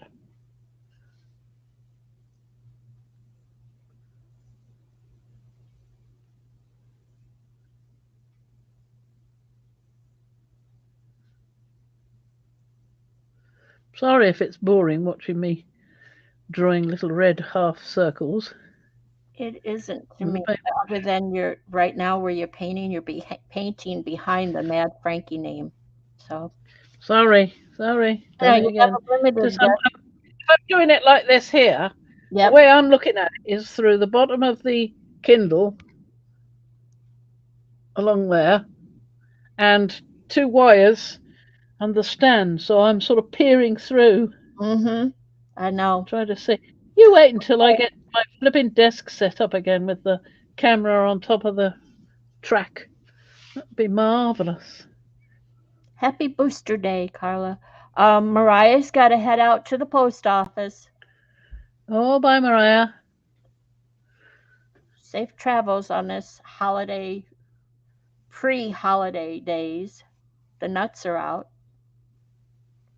They usually are. Yep. Yep, you find them sitting next to you in a bus. That's why I don't go on buses. One of the reasons, anyway.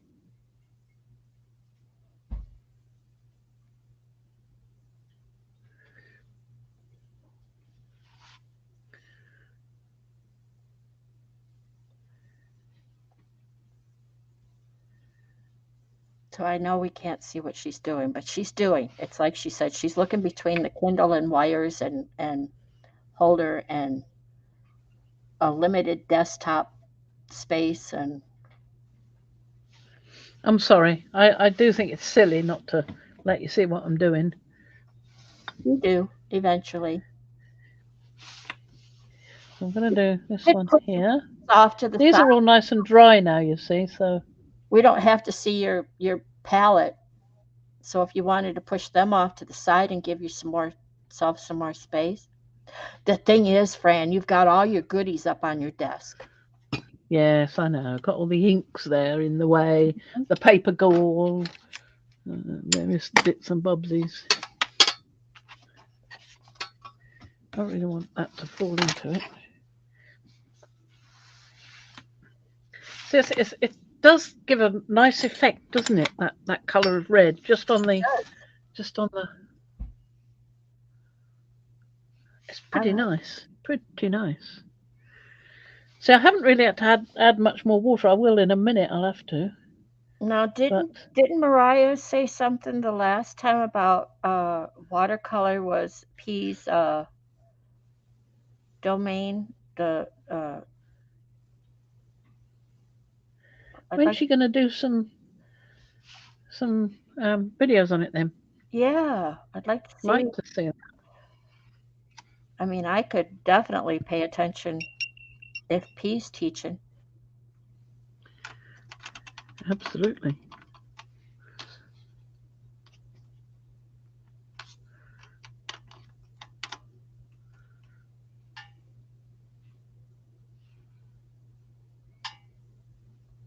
Your water is almost a color by itself.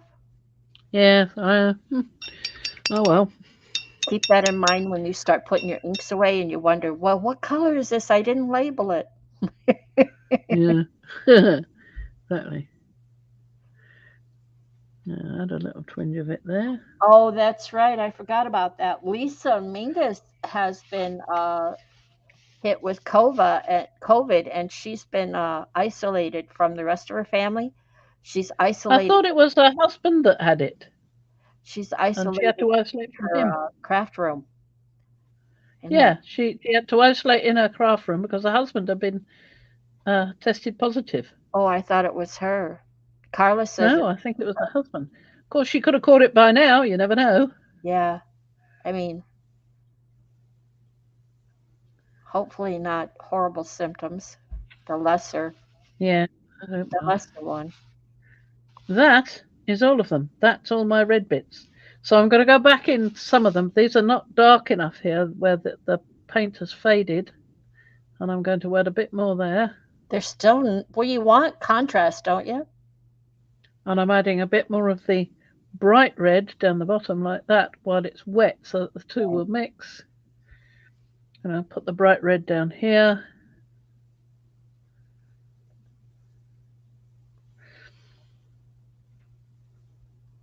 Go back into the dark red.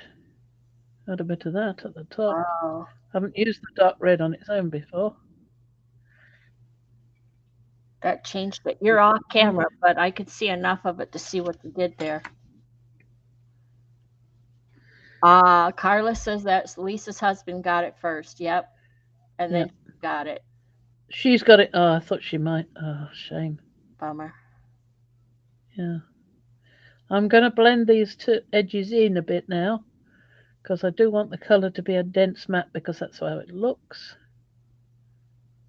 But we do need the individual pieces. So I want a bit more of that in the base there. A bit more of it in the base of that one. And here's the thing, we all need to applaud. Just your drawing skills alone are awesome here on this piece. Oh, thank you.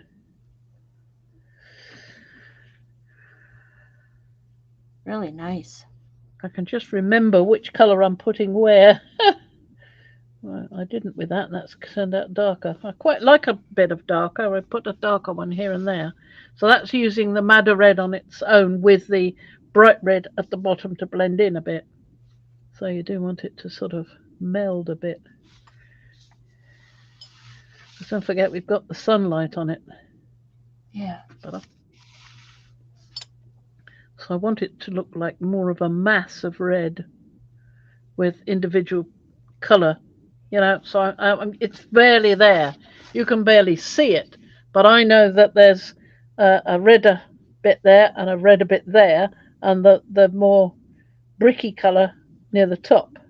Yeah, Yep, I can see a little bit of the change. It hits the light, or the light hits it, yeah. It's not obvious. I don't want it to be obvious. I just want it to mix in a bit.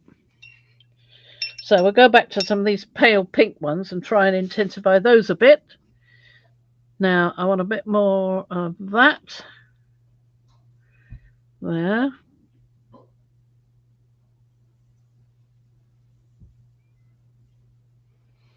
Mix it in there. Insert the brush. Get some more of this bright red.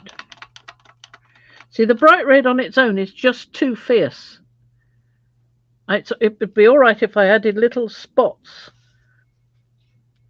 But I think I need to look at the reference photo. I did take a photo of it, you see. It's just what I see when I look outside from the end of the porch with the house going along here. Mm-hmm. So that's what it is. That's our garage. Oh, I thought that was the greenhouse. No, that's the garage. Greenhouse is over here somewhere. Oh, okay. I didn't include it in any case. There was a big car there and I just wasn't bothered by that. I just wanted to see the flowers. So I've just done the flowers. These are purple. These are the Linaria. Sorry. These are the Linaria. Okay. Beautiful Linaria. I'm not entirely sure what that is. I shall have to have a look at the reference photo. I can't remember now. Oh well. So I'm going to use a bit more of this and put some more over the top. These are a little bit more individual, a bit less of a mass. They are a bit of a mass, but not as much.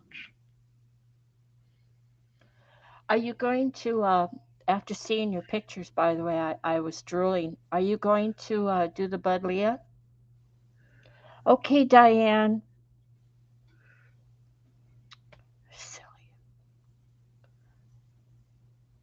Oh, the Buddleia. Oh, gosh, I'm trying to think. Yeah, I certainly could. I was going to use the Buddleia, actually, to see if I can make a ink with them. Because if you remember, that's the same...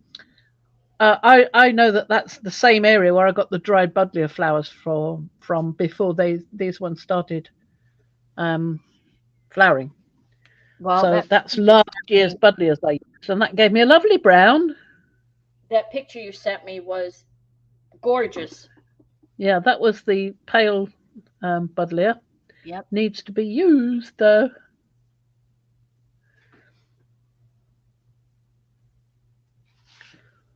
I used to have one. I don't really have anything here.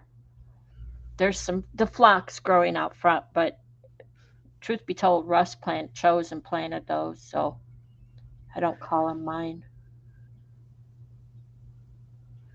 Oh, that's a shame. Well, I get to enjoy them though. Ha ha ha. Yeah, but what would you like to plant? Well, I chose tomato plants, and he planted them, and yeah, he planted them. And then there were two growing in one section close together, and he decided they were going along okay, but there were two that were growing too close to each other, so he decided to dig them up and transplant them, and then they all died. Uh-huh. Oh, well. Oh, well. I'm afraid that does happen sometimes. Yep. He's still working on that green thumb.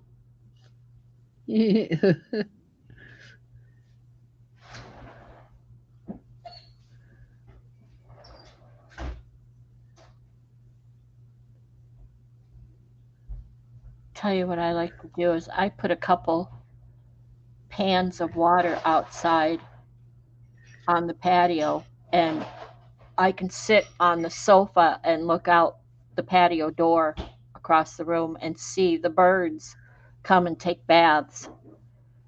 And the Lovely. squirrels and the chipmunks and the rabbits out there. So we enjoy watching them come up and take baths and splash all the water out. So 2-3 times a day I have to go out there and fill it up again. Mm-hmm. That's okay. Yeah. Oh, we've had more footage of the badger. Uh-huh. Yeah. Oh, what happened? Down by the greenhouse. Oh. Not the greenhouse, the summer house, down by the summer house.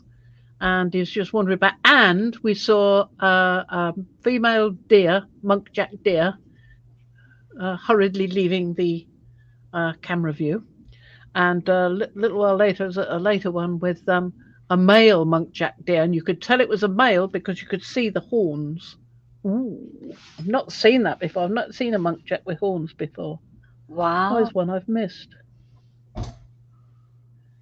Down at the bottom, flowers, the big patch. Oh, it must have been the way the light hit it. It looked like somewhere in the middle there was paint missing. I think the light. Well, there was originally, but I blended them in a bit more. No, I think it's just the way the light hit it and it glistened right there. It glistens. So, okay, you're good. Well, I've just added a wet bit, so. Yep. Never mind. Yeah.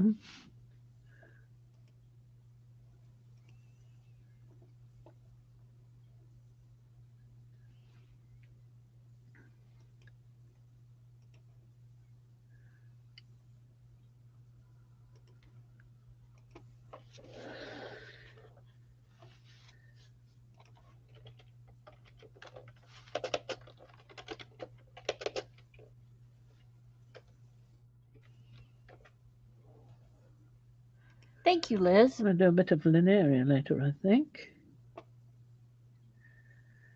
I'm sorry if anybody's bored with this, but I'm finding it extremely relaxing. Mm-hmm.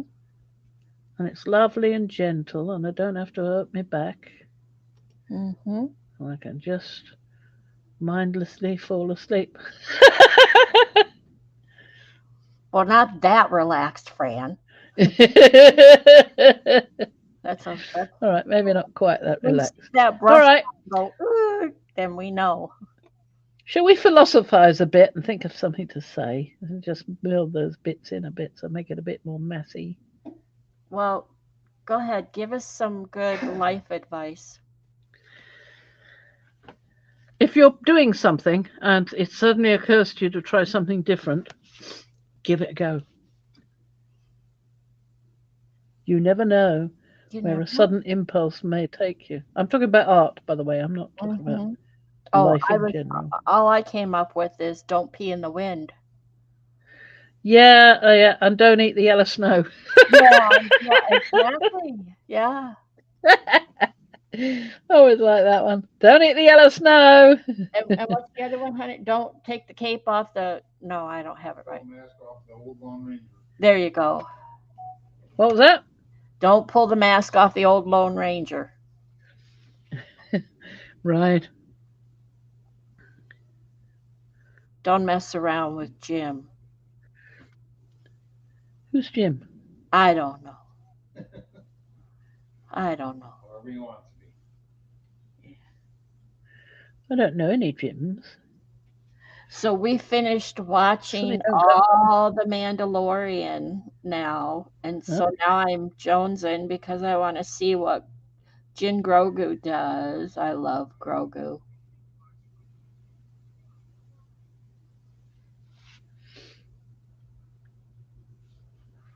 This is the way. Russ has decided that's his new saying. This is the way.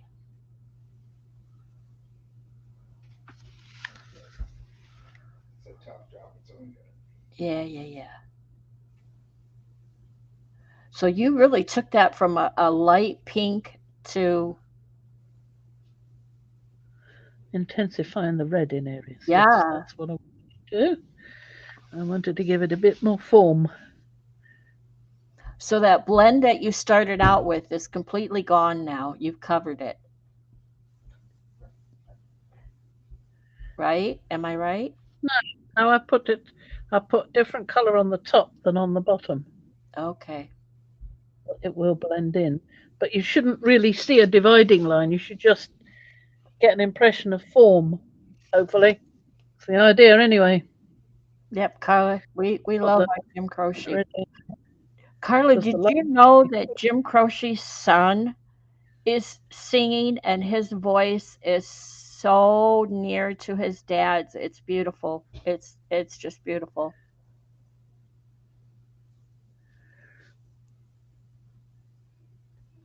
Kind of like Lucas Wilson. His voice is so close to his dad's voice, Willie Nelson. Or Lucas Wilson? Lucas Nelson. His voice is right? so similar to Willie Nelson.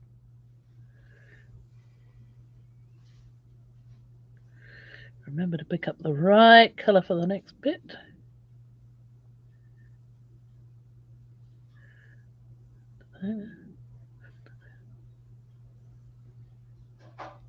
Going to expand this one to make that more of a mass.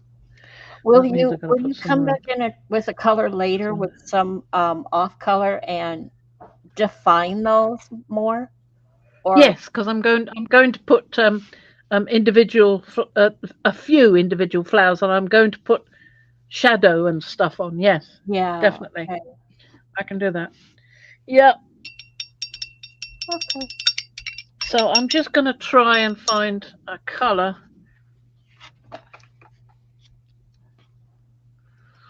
Don't Well, think you got so. 8 minutes.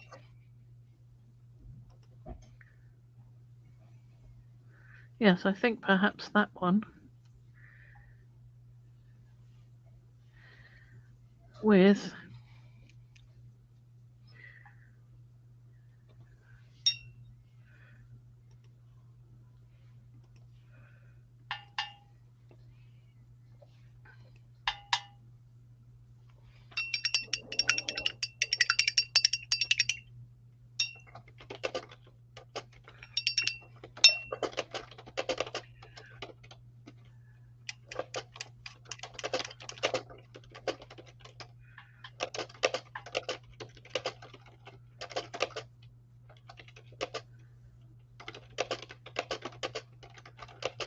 a little bit more reddishness. The trouble is trying to mix exactly the colour I want isn't as easy as you think. I think I'll put a tiny touch of that in it. See if that warms it up a bit. Yeah. Well, you know, Colleen did Bit ask me. smoky. She did ask me, was I looking to do specifics, and I got to go back and find my. I did do a specific watercolor following along with Chris Petrie. I don't have my That's the colour. main book Sorry, in front of me, but I do have the sailboat that I did here. The other book is upstairs. Let me see if I can find it. Okay. There's my sailboat. Oh yes. So somewhere along the way, I think you were talking about it, the direction of the shadow. Reflection. Thank you. And I thought I hit it here. Yeah, I think so. Yes, you've got the prow of the boat going like that, and you've got the prow of the shadow of the prow. Yeah, that's looking good. So this is less like what you're doing. This was a little more. I remember doing this, and it was a little more freeform, a little more. Yes, yes. They're more sort of wriggly lines in the water to break up wriggly lines of different colours to break up that shadow, that reflection, because the reflection is interrupted when it's on water. Yes. And when I went back and critiqued my work, I thought, well, I think, except for a little spot here, I thought I got the reflection correctly, especially after you mentioned it. Then I looked at it again. I didn't like that I drew the boat too small within the framework of the watercolor, if you could see that. Right, yeah. So, but that was the only thing. Other than that, I thought I was pretty happy with the way I moved things. It's funny, but sometimes it looks to me as though the reflection in the water is smaller than what it's reflecting. You know? Okay.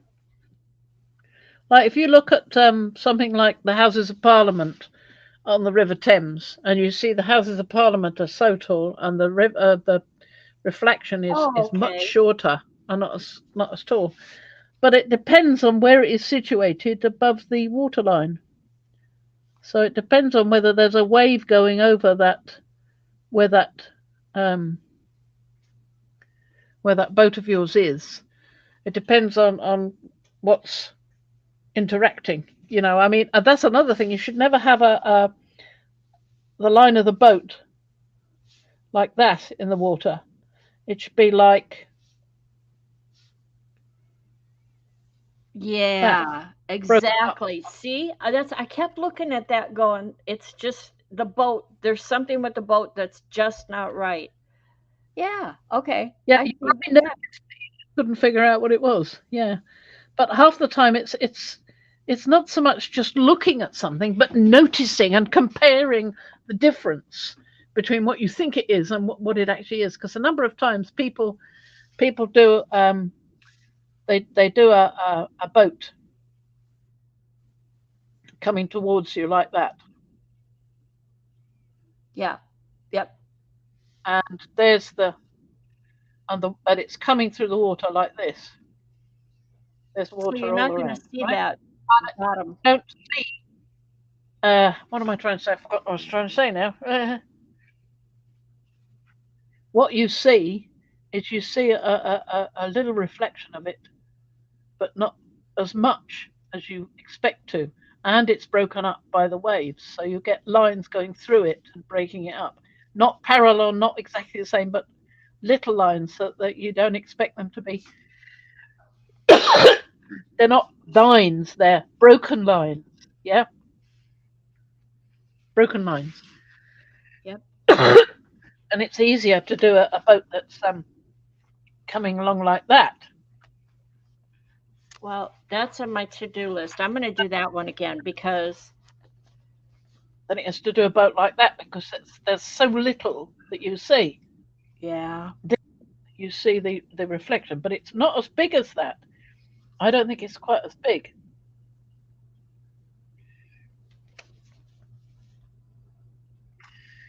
And it's interrupted. That's the other thing. I mean, I'm not doing properly. What you need is a photograph to take it from.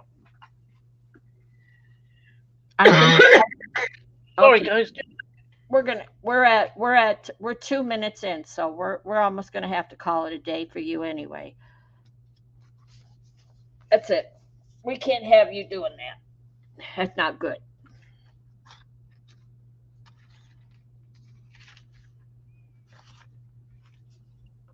There we are. I'm better now. Okay. Much better. Thank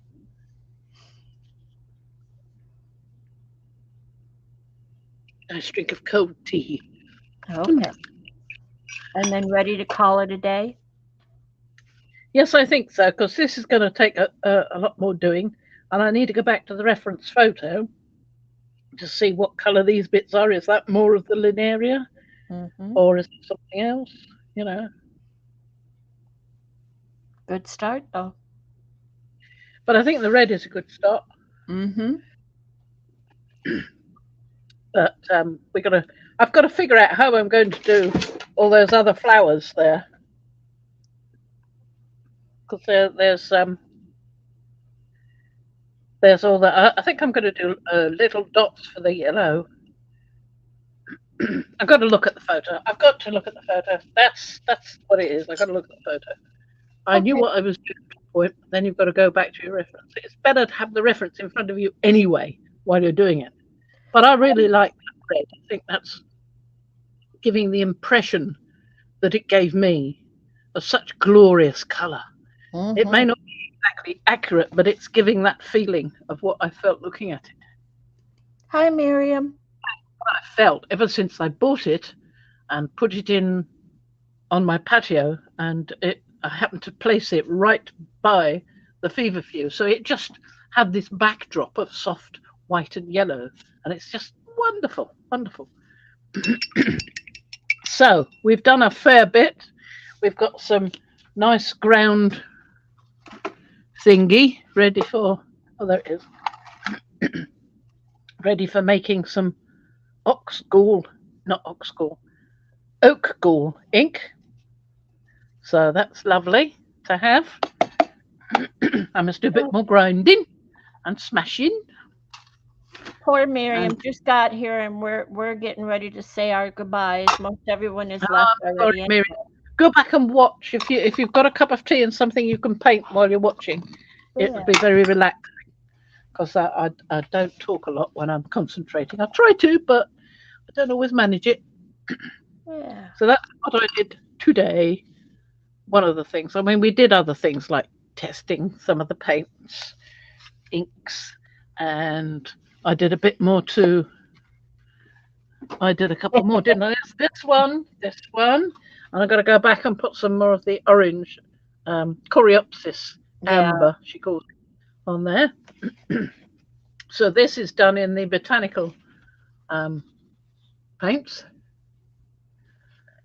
And there's the little test sheet. Quite nice. And then we've got this. Let's see how that's turned out. Just a look at the chicory. Hang on one moment. Yes, you can watch the rerun, Miriam. Fairly slow and relaxing video today. I am liking this. Look how that's turned out. I love that. That's a nice soft green. It's not too much in your face. I might add a little bit more to this one bit up here, where it's not quite so green, but I think that's a beautiful green. I mean, that was, what was that? What the heck was that I was using? That was the petunia, wasn't it? The purple petunia turned out to be a lovely green. This one, no. Oh, I don't know. Where'd it go? Oh, there it is. Or is it? No, it's one of her homemade ones. there we are. Petunia. Purple petunia. I have some purple petunias, really deep bluey purple, really great. And they turn out this lovely little green. Amazing. But I'm going to try and boil it a bit more. Well, maybe not boil it, just heat it, let it evaporate a bit more. Mm-hmm. So that would be good. So that will make it a thicker ink, I think. But this is the Rosa Gallery. These lovely paints. Yep, I'm loving this. This is the botanical set, I think. And then you have the monos. Yes, I've got the monos have quite a few colours that are similar to these in here. But the ones that are not similar are the ones I've opened. They give you a little swatch card to fill out, but I would like to do my own. I'd do that, but I'd like to do my own as well, because I don't know what sort of paper this is, because they don't tell you. So these are the ones that are different colours. And I particularly wanted that one. Can't see it. Really like that one. Oh, sorry, that one. That's cobalt. Nice. Now it looks greener in real life than it looks there. It looks like a cerulean blue there on the screen, but it isn't. It does. So that would be lovely. And that's ultramarine, so that's the same, that one. This is, I think it's burnt umber. Yes, burnt umber, because I didn't have a burnt umber over there. I had an umber, but not a burnt one. So it's nice to have that. You need all these different, well, I felt that I needed things like burnt umber as well as raw umber, and burnt sienna as well as raw sienna. So, yes. I mean, there's the umber, you see, which is the same as that. Nope, can't see it. Show me. Sorry. Oh, you can't. Okay, it's still wrapped. Oh, there you go. Yes. It's got on camera, it's got a green tinge to it. Slightly, yeah. Yeah. Oh. Here is the other umber. I mean, this is the one that I've unwrapped, so I don't need to unwrap the other one, because I've already got an unwrapped one. Oh, well, now there it looks purple. And this is what it looks like on the swatch. There. There you go. So the cake doesn't necessarily Oh, it is match. closer to that. Yeah, I like that. The cake is sort of quite dark and sort of looks like a sort of, in the screen it looks like a black, but it isn't. It's that Mhm. colour. Closer to this picture on here. So that cobalt So, blue under your thumb, is that the one you like? No, No, no. but that's not in this. It's in this one. It's not in that one. Yeah. It's Okay. there. There you Not go. Yeah. here. Not quite. I do like that. I'm hoping to get some of those Roman schmalls, because they've got some absolutely fabulous colours in there. Fabulous. They granulate and they mix, and you get multiple colours in one paint. So I'm really looking forward to that. Really looking forward to that. And I think that should have been here today, really. Or, well, it's Monday, so no, Tuesday. Should be here Tuesday, hopefully. So that's it. We're done. We've played and we've had fun. And I think some of that speckling has actually disappeared somewhat. Can you see that? Remember we had that speckling happening there? As it's dried, it's become a little bit less speckly. Not completely, but this one in particular had quite a lot of speckles, and it's almost gone. Whatever that was, those little speckles, like on that one leaf, it's kind of like the water. I bet if you put some, if you activated it, particles have sucked the pigment towards them and made the pigment stronger around the particles. Yeah, that's what it looks like. So if I put some more of the yellow daffodil gold on there, I think it might help it, because I think I put some on that one. So I think I will. I definitely think I will. I really want to do another one of the coneflowers and do it with the Rosa Gallery, because they are startlingly colourful. I need to take a photo and do it from that. It's just startlingly colourful. Okay, I'm done. I know. You're so done. We're done. We're going to say a quick goodbye to everyone that's not here. Bye-bye. Thank you. Okay, here we go. Say goodbye now. Here we go. End broadcast. End broadcast. Bye.